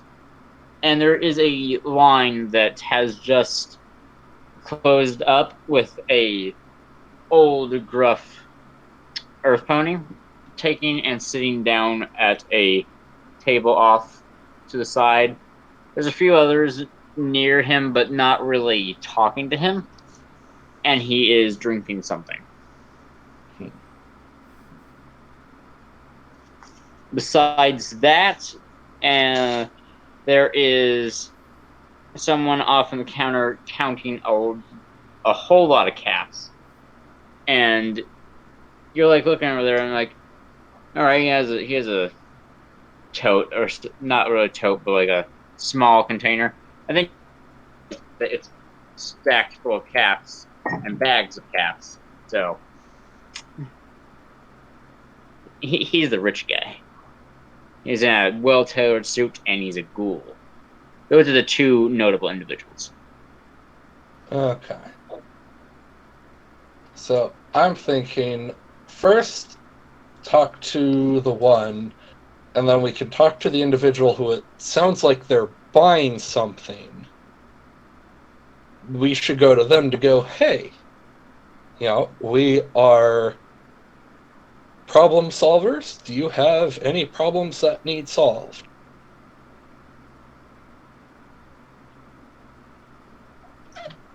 But that's just me. Yeah, but at the same time, gotta remember that we're in here as buyers, so.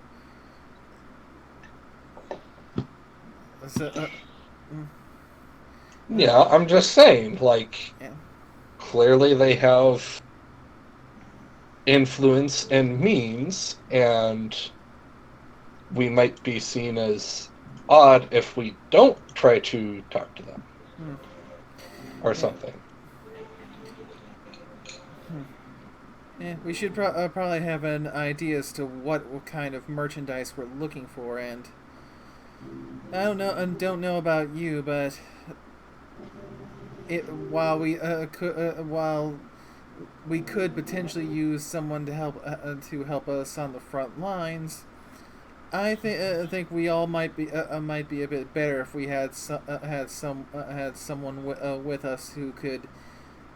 Who knew how to cook, so we could be better fed at going forward. I mean, above board, Shane is supposed to be able to cook because that's what survivalism is. Survivalism is what cooking is based on. It just hasn't come up yet. Yeah. All right then. So continuing this above board. What kind of spot are we missing in the party that we could potentially fill right now? Any firearms experts,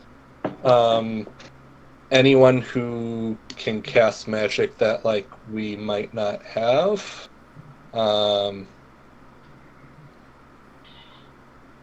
me think. Who in the party can hack?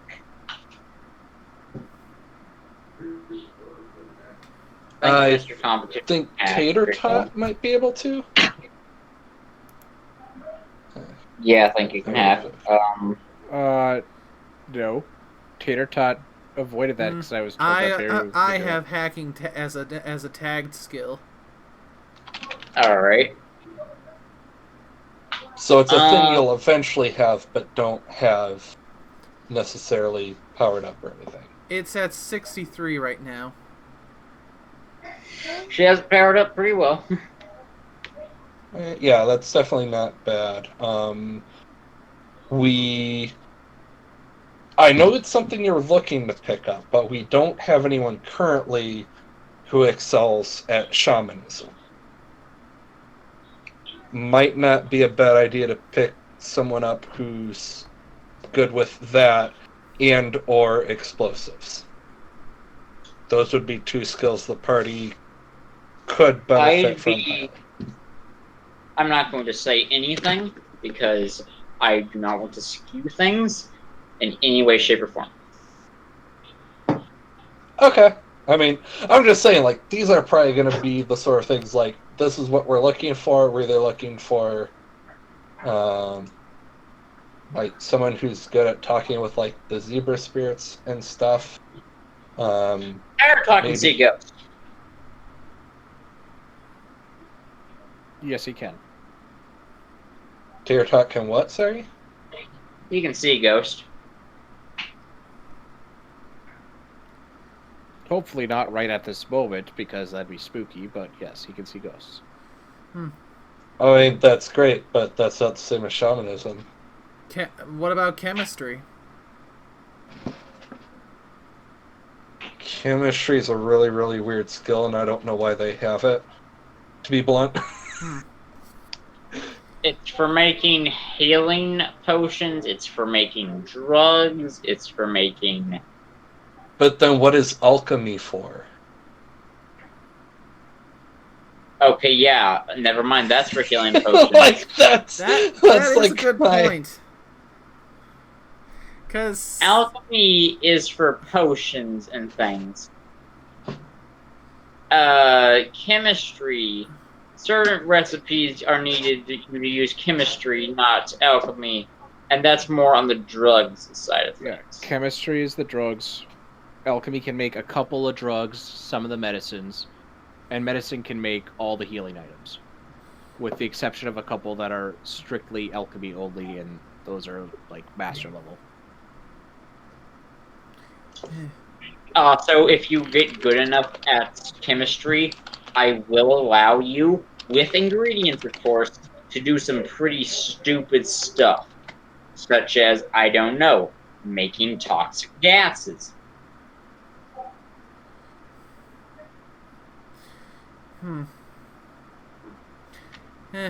even if we wouldn't want to use the drugs ourselves, we could probably still sell them and just just have them as merch that Tatertalk can pawn off.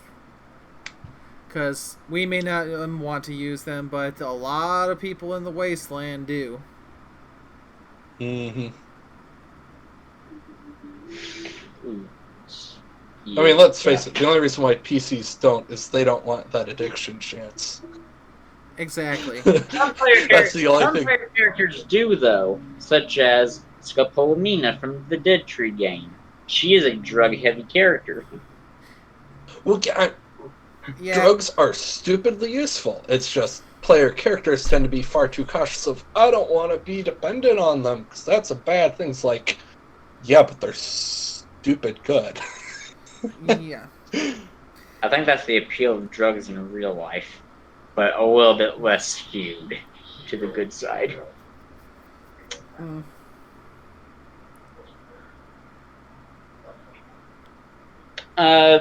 So, who are you talking to? If either of them. Not the... You said it was the rich ghoul who looked like they were purchasing something, correct? They're not necessarily purchasing things, but they're counting a lot of cats. Which means, Okay. which could also mean that they just made a good sale. It could also mean that they are the head of this entire town or whatnot. It could mean several things, technically. So I would suggest having us start with... Well... Actually, you said there was a line, right?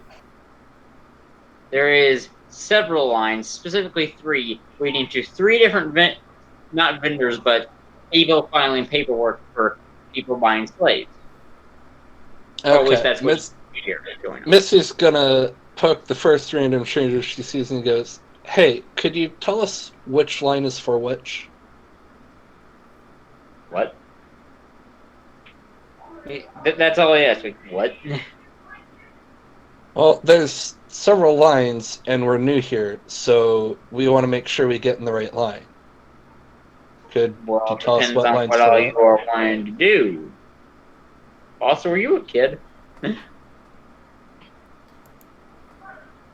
She's just gonna stare at him for a moment, and then go, "No, I am the world's smallest adult."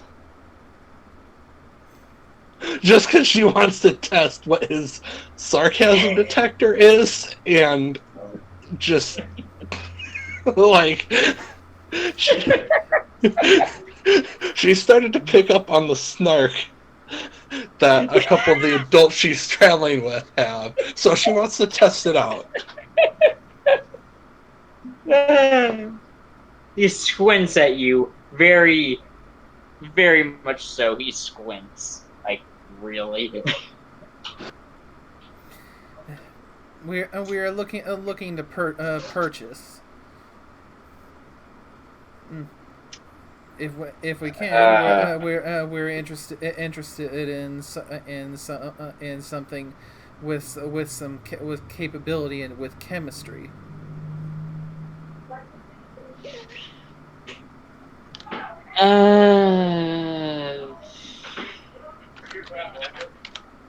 No.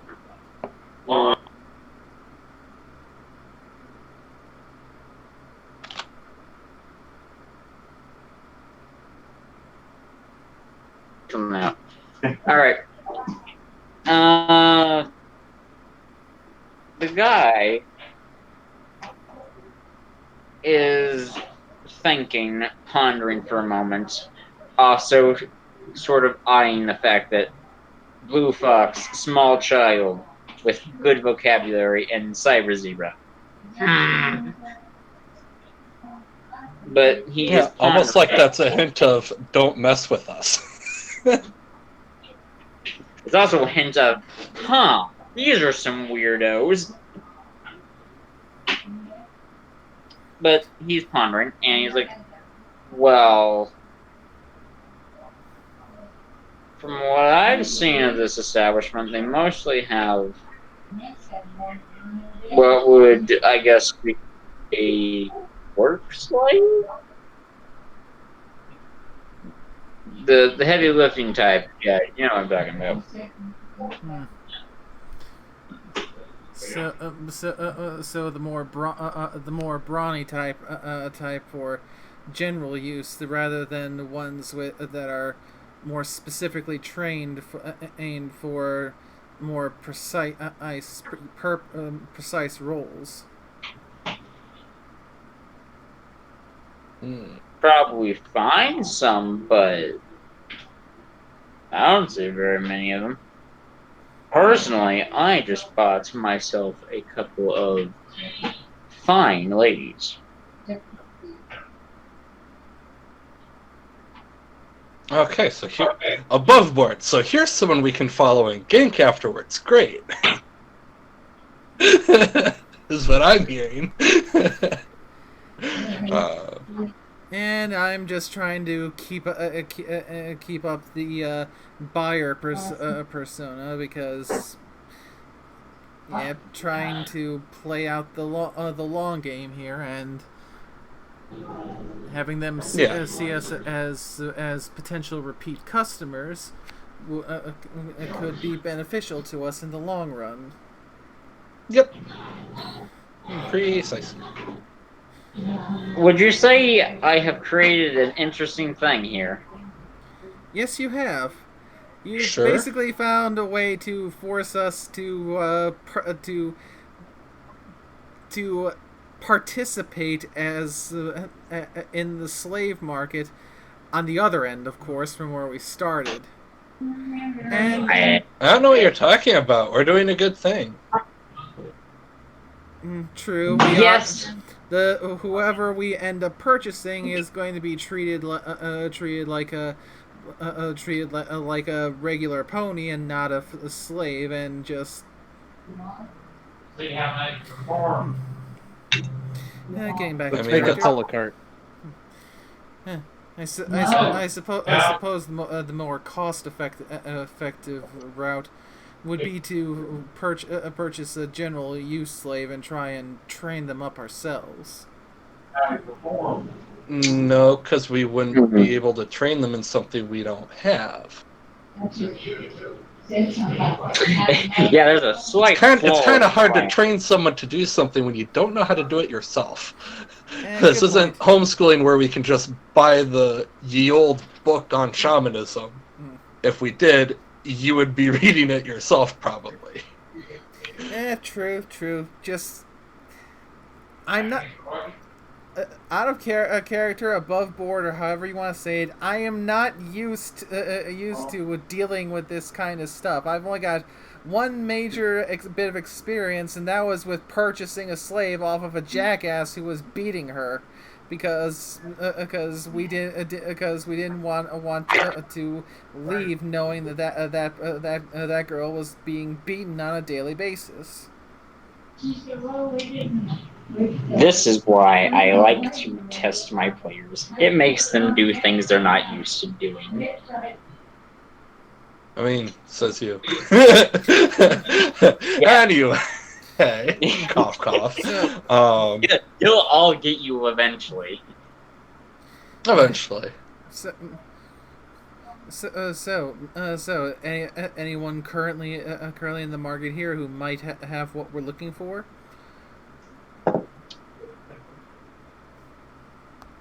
A chemist. Let's see, he cares more about the whole spirit thing, because that sounds more worrying.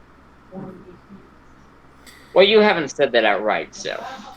If a chemist is unavailable, then perhaps some pony who with a bit of spiritual awareness could be a suitable substitute. So you're one of those people that believe in ghosts. Mm. Okay,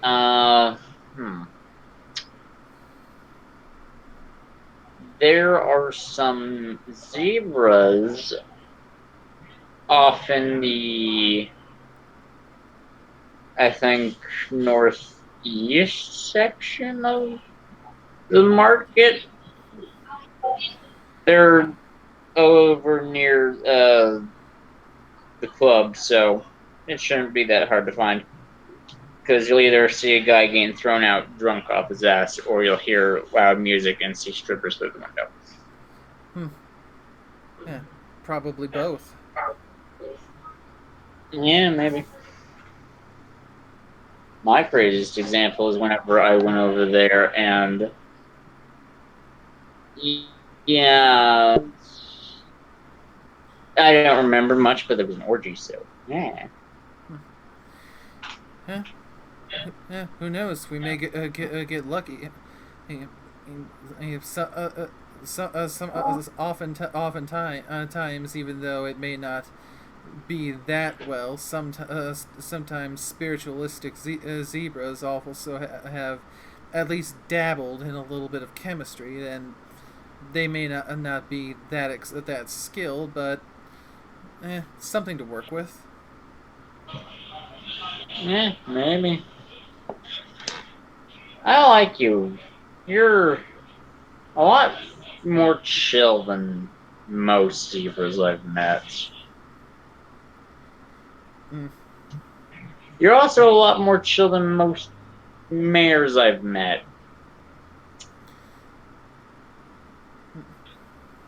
So...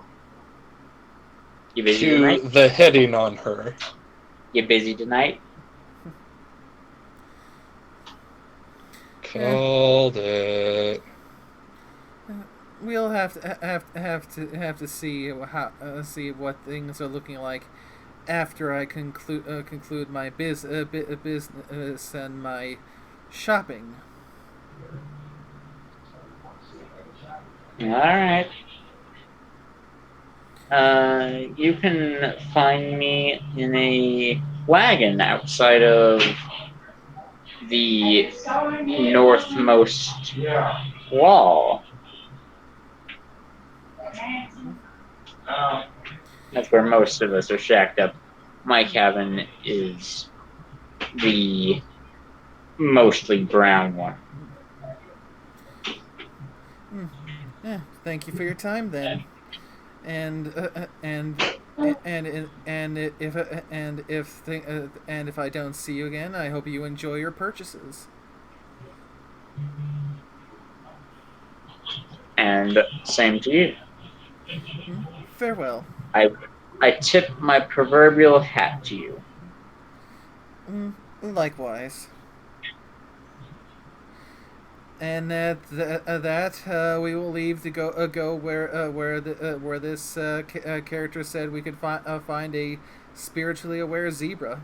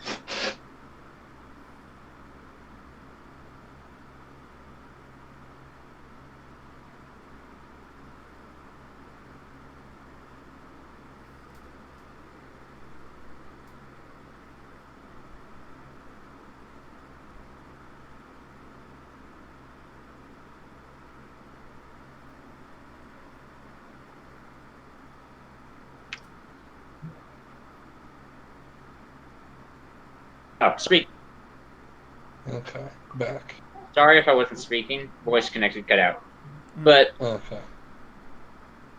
when you get over there, you see indeed a guy is getting punched and thrown out of the club, as you would expect. There are zebras in cages. There are malnourished zebras. There are zebras attached to fence posts. There are big burly ones that seem happy, but certainly not healthy for obvious reasons. But the most striking thing, more than anything else, you see Fluffles, the timber wolf.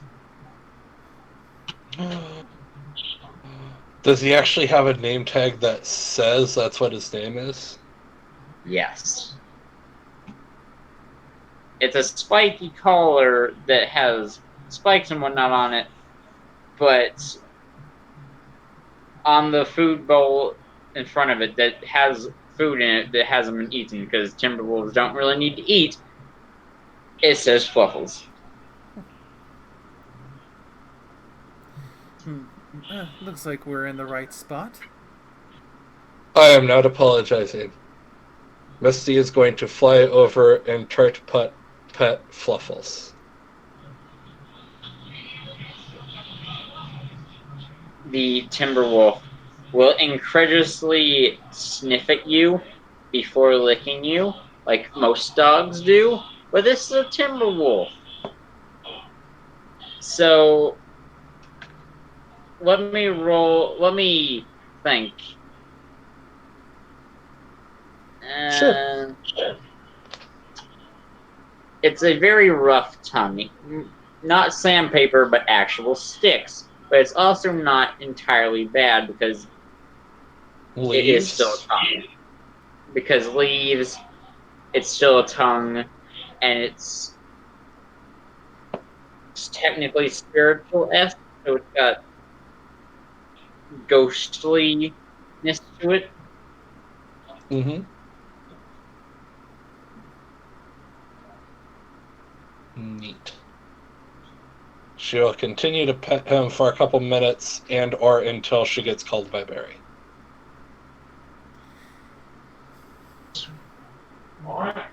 Meanwhile, while Fluffy, small child, is petting Fluffles, many of the zebras are looking at you with disdain or anger. If glares could kill, some of them would have killed you already. Above board, yeah, I get this a lot, cause a zebra going after cybernetics is generally something that is. It's not a huge betrayal. Yeah, it's a huge betrayal, but you can get the sense that it's not just your choice of cybernetics, but the It's also implied you choice wanting that to buy you're a that. slaver by being zebra slaves. Yeah, so I'd imagine the cybernetics plus me apparently being there as a buyer. Yeah. some of the ones that are free and are sort of on leashes, at one point one of them tries to punch you and a nearby slaver zaps him with a taser until he falls on the ground, and then they still zap him. One of them, a nearby slaver, even comes over to start beating on him with a nightstick.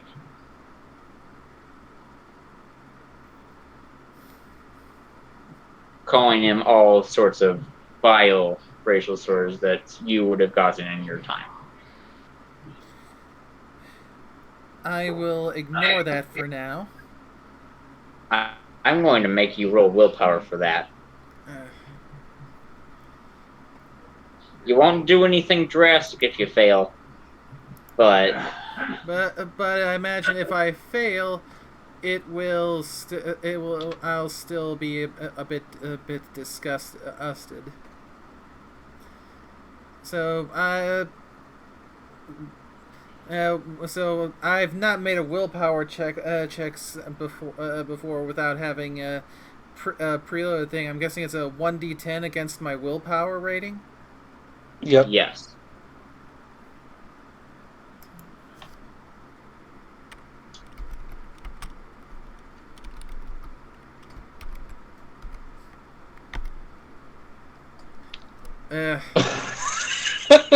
I'm sorry.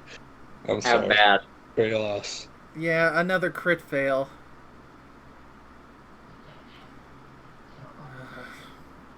You sort of reach out briefly towards the beating and bludgeoning that is going on the zebra, and you go to say something and the words catch in your throat before you put your hoof back down and start walking on.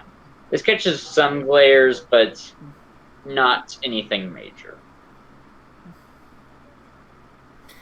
Yeah, probably not a good idea to be using that kind of language when in front of a prospective customer who happens who those kinds of things would apply to.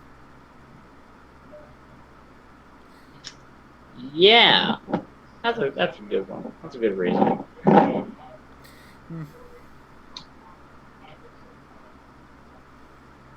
After the beating of the one zebra, glares go down, and most slaves try to avoid direct eye contact with you, or even really looking at you until you've passed, trying to avoid a similar punishment. I assume the sales pony is nearby. There is indeed a few sales ponies showing off various products to various customers. One of them approaches you and is like, "Hello, fine consumer.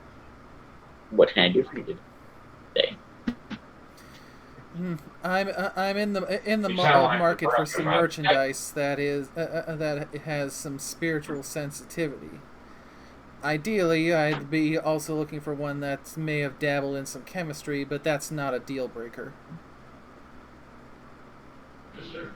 Ah, so you're looking for one of the shaman-y types. Right this way. After you. Have you ever seen Johnny Test as a kid? No. Okay. Picture the richest, most rapper-esque guy that you can think of. Make him a zebra and give him a little bit more bling and a lot less rappy voice.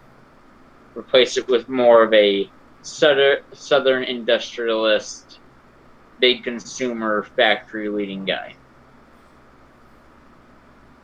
There we go. So, and that's the pony who I'm doing business with. Yep. He leads you over to where some shaman-esque looking zebras are caged.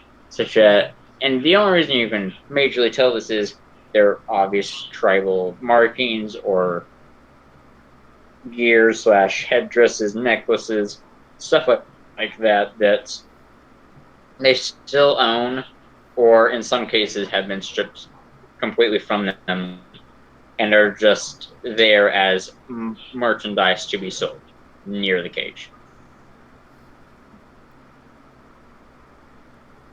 Yes, these are our primest of shaman-esque individuals, ranging from 100,000 down to 10,000 caps a piece.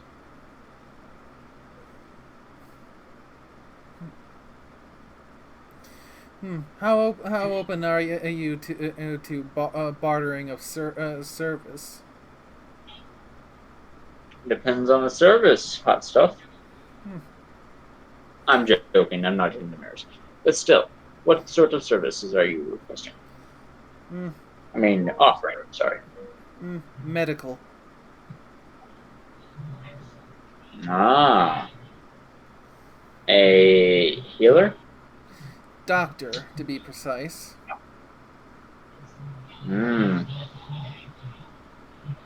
Cybernetics of yours told me you weren't the typical zebra.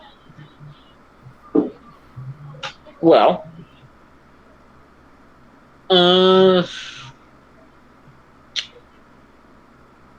you might want to. Let me think. I have an idea. You seem to be pretty competent with your medical knowledge, from what I can just see. I mean, how else would you have put all this cybernetics into yourself? I think they're of your implantation. Well, a few of the products, as you know, has come down with some sort of illness, and I can't sell them if they're going to die immediately. Well, I can, but it's at a discount in this market, and I want them at tip-top shape for their purchase.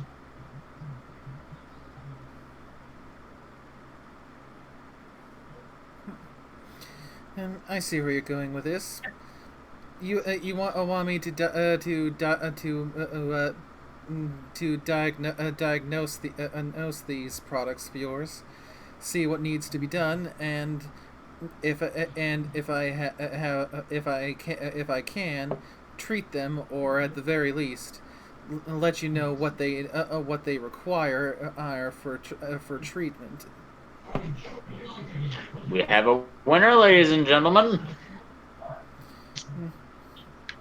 Very well.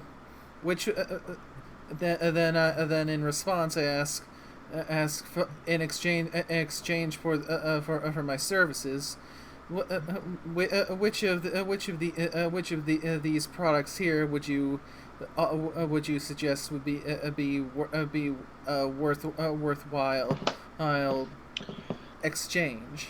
Misty flaps over. I mean, you can't really answer that until we find out what's wrong and find out how complicated it's going to be to heal it, right? Because, like, he could suggest one of the worst, and it's, like, something really, really hard to heal, like, really rare. Or, like... Is this your, goal? Apprentice. Grin. I am trying to teach her some of the medical arts. Yes. I'm just going to imagine that the Mighty Zephyr Blade and Fluffy the Cloud and Pixie are all out on your person, as well as the plasma rifle, because saddlebags for a filly aren't very large. They're large, but they're not that large. They're large enough. I thought they had, like, slight hammer spaceness to them, because it never specified that their dimensions and stuff. That's true. So I'm just gonna just say that they mostly fit, but they're like poking out of the respective bag. Because I know I know Pixie pokes her head out of the bag. Yeah. Yeah. So Misty would have put the plasma rifle in the saddlebag, but would have made it so that way like the least shiny, unique, whatever you want to call it. Wouldn't you have turn that over upon us entering? That's what I'm Yes. saying. And I'm just clarifying that any of the unique modifications or anything would not have been visible to them unless they like actively dig around in the saddlebag.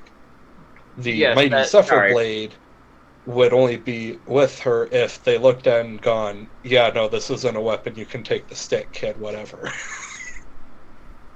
They're not going to count a stick as a weapon, but yeah, sorry, brain derped, you do not have the orbital friendship cannon. It's like, no, I'm not gonna blindly agree and get myself into danger. They said no weapons. I'm gonna follow that for now. Yeah, my brain derped. But Apprentice has giant stick that. All right, sure. Well, the apprentice of yours here. She's very correct. I cannot, in good conscience, offer up a statement of what I would see as fitting before you know the work. Very well, then. Please show me to the patient. Patient? No. I have patience. After a little bit of a walk, you find a tent. There's like 9 or 8. Well, no, 9 individuals in there. Mostly of the zebra variety. There is one griffin, and they're all in pretty. You're not sure what kind of state, but it's not good. Whether they all look fairly underfed, but that doesn't seem to be the main issue. Very well. All right then. Time for me to get to work. I will take out that makeshift mask that I used earlier, put it on, and get to diagnosing. How many did you say there were there? There are 9. 1 griffin and a bunch of zebras. So I'll make 9 medicine rolls for my preliminary diagnosis. Just tell me if you succeed or fail on each of them, and I'm not gonna count by this much I succeed or by this much I fail. 7, 8, 9. Okay.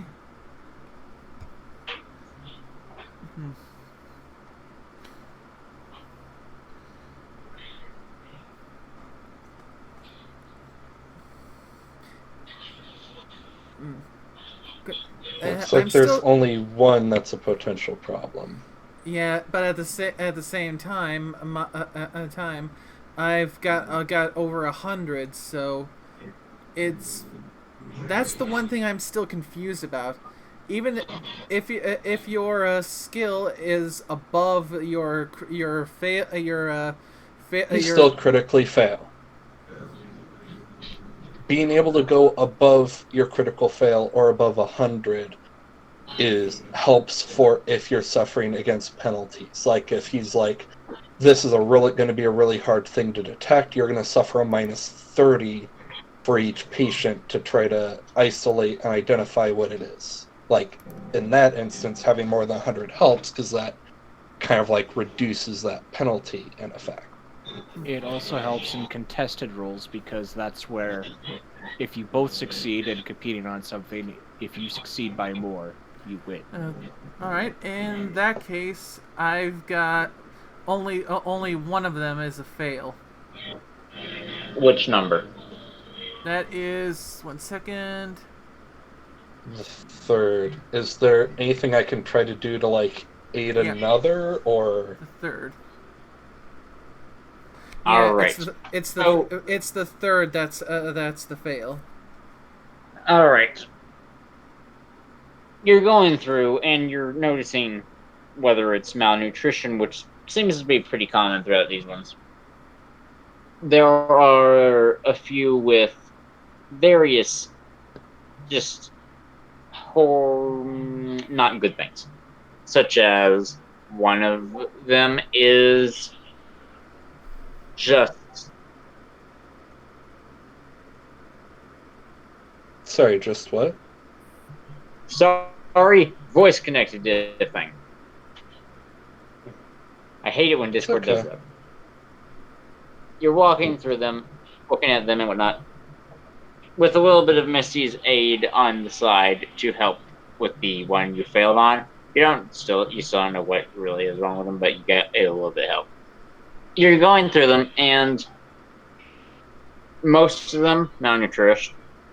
Some of them have been puking up so much that they are suffering from dehydration. And based on the not very clean looking water in the corner, that seems to be the main source of, I get this water and here you go. It's not looking good.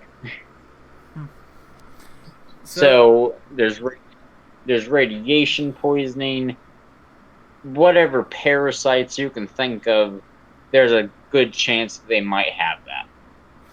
If it's a waterborne type thing. Those are not that easy or cheap to purge, typically.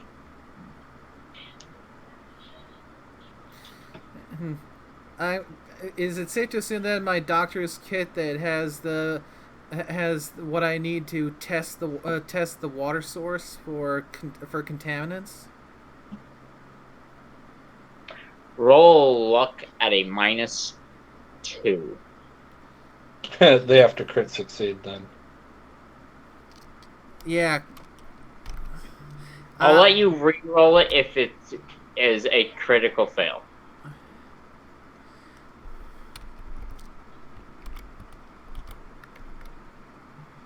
Well, it's a critical. Well, it's a critical fail. I get to re-roll. Oh my gosh. No, what have I done? It's like Barry keeps rolling crit fails on a D10. Okay, that's not exactly her best die. 7, still a fail. Alright. You're digging through your bag. There doesn't seem to be any water testing kits of sorts.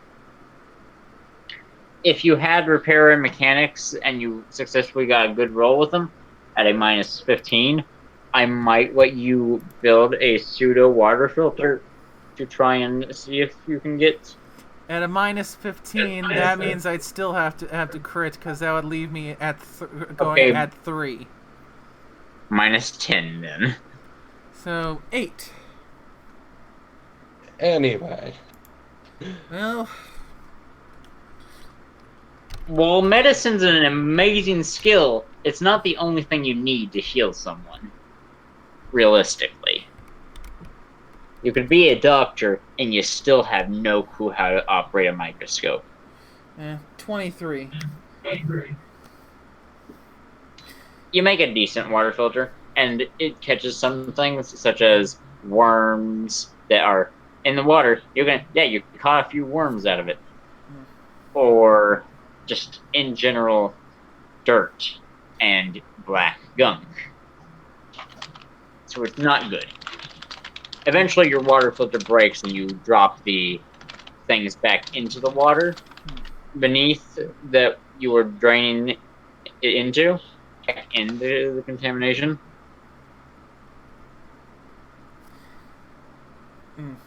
Well, that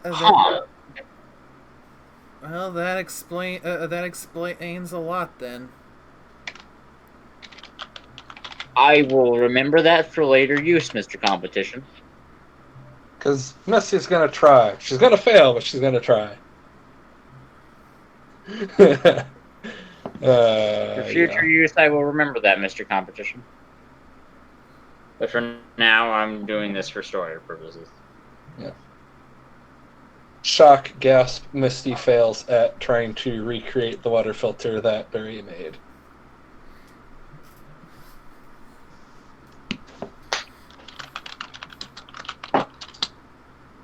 I am balancing this campaign's realism effects with its comedic effects. Give me some leeway, man.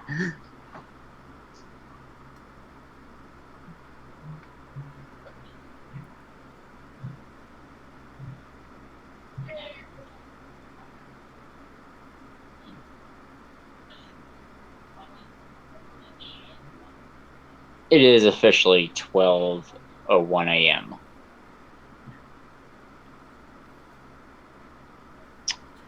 That's fine, competition. I know. But it is 12:01. I think it's a good spot to stop with you just starting on trying to aid in healing, Misty doing her doing, and you all officially inside the camp. Yeah. I'm not. Yeah, because it looks like the big problem here is that they're drinking heavily contaminated water. I mean, malnutrition is something that seems to be a common sight amongst the entire thing, so that there is not... Well, it's an issue, but compounded on the whole tainted water thing, the malnutrition probably has their immune systems further deteriorated, which makes them even more vulnerable to it. So, yeah, we need to. I need to get my hose on some good medicine, because yeesh, this is not good. Now, as an encounter that you've all had, would you rank this as one of the better encounters of this campaign so far? Because I know we had a very rocky start to this campaign. Yes and no. I mean, it's harder to tell when it's just two characters. Though that was kind of our choice.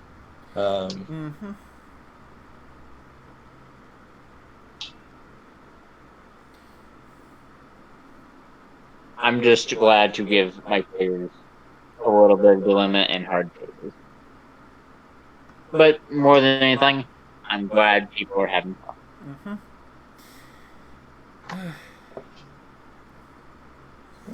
Yeah. Maybe Now, Shane will be able to make it. and karma. For experience and karma. Experience, I'll give it to you at the end of next session. Yeah, that's a word. Because that by then you may be out of town. If not, you'll still get it anyways, but still. And in terms of karma, you're attempting to buy a slave to sort of free a slave. So this is going to be a hard karma to wage. Not really. We haven't done anything evil. We're not encouraging them, and we're specifically trying to do things in such a way that we're not giving them caps. And literally all we're doing is trying to help ensure that those that we cannot take with us are hopefully a bit healthier, which might help them try to escape later. At the same time, you're walking by cages full of slaves and ignoring a slave getting beaten. So I will point out, at least from D&D perspective, a paladin is not punished by their god for trying to fight against something that the paladin knows that they cannot fight and win.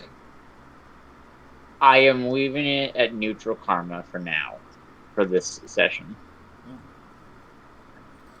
I'll probably raise it to a positive karma later on, but for now I'm leaving it at neutral. Okay. Yeah, no. And if you Like, I'm sorry, I've had people try to give me that argument before, like, oh, you're walking by evil and not doing anything. It's like, yes, but for D&D, gods don't expect their paladins to throw their lives away worthlessly trying to fight against something that is literally impossible to do. So, that... I do just love how first Misty was like, Timberwolf. And then she's like, Timberwolf, pets, pets, pets, pets, pets. Well, yeah, the petting was her determining, okay, how much of a danger log are you?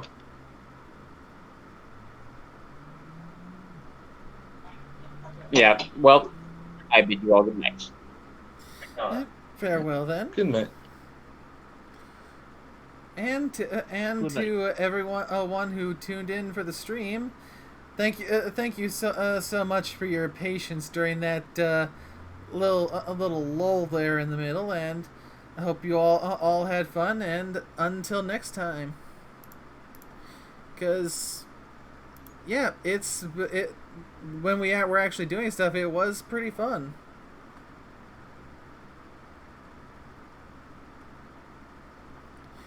Alrighty. Also, thank you for your patience, Teacher Todd. Yeah. Hopefully the next one won't... well, I've been saying that each time, but hopefully the next one will have fewer technical difficulties. Until next time, take care.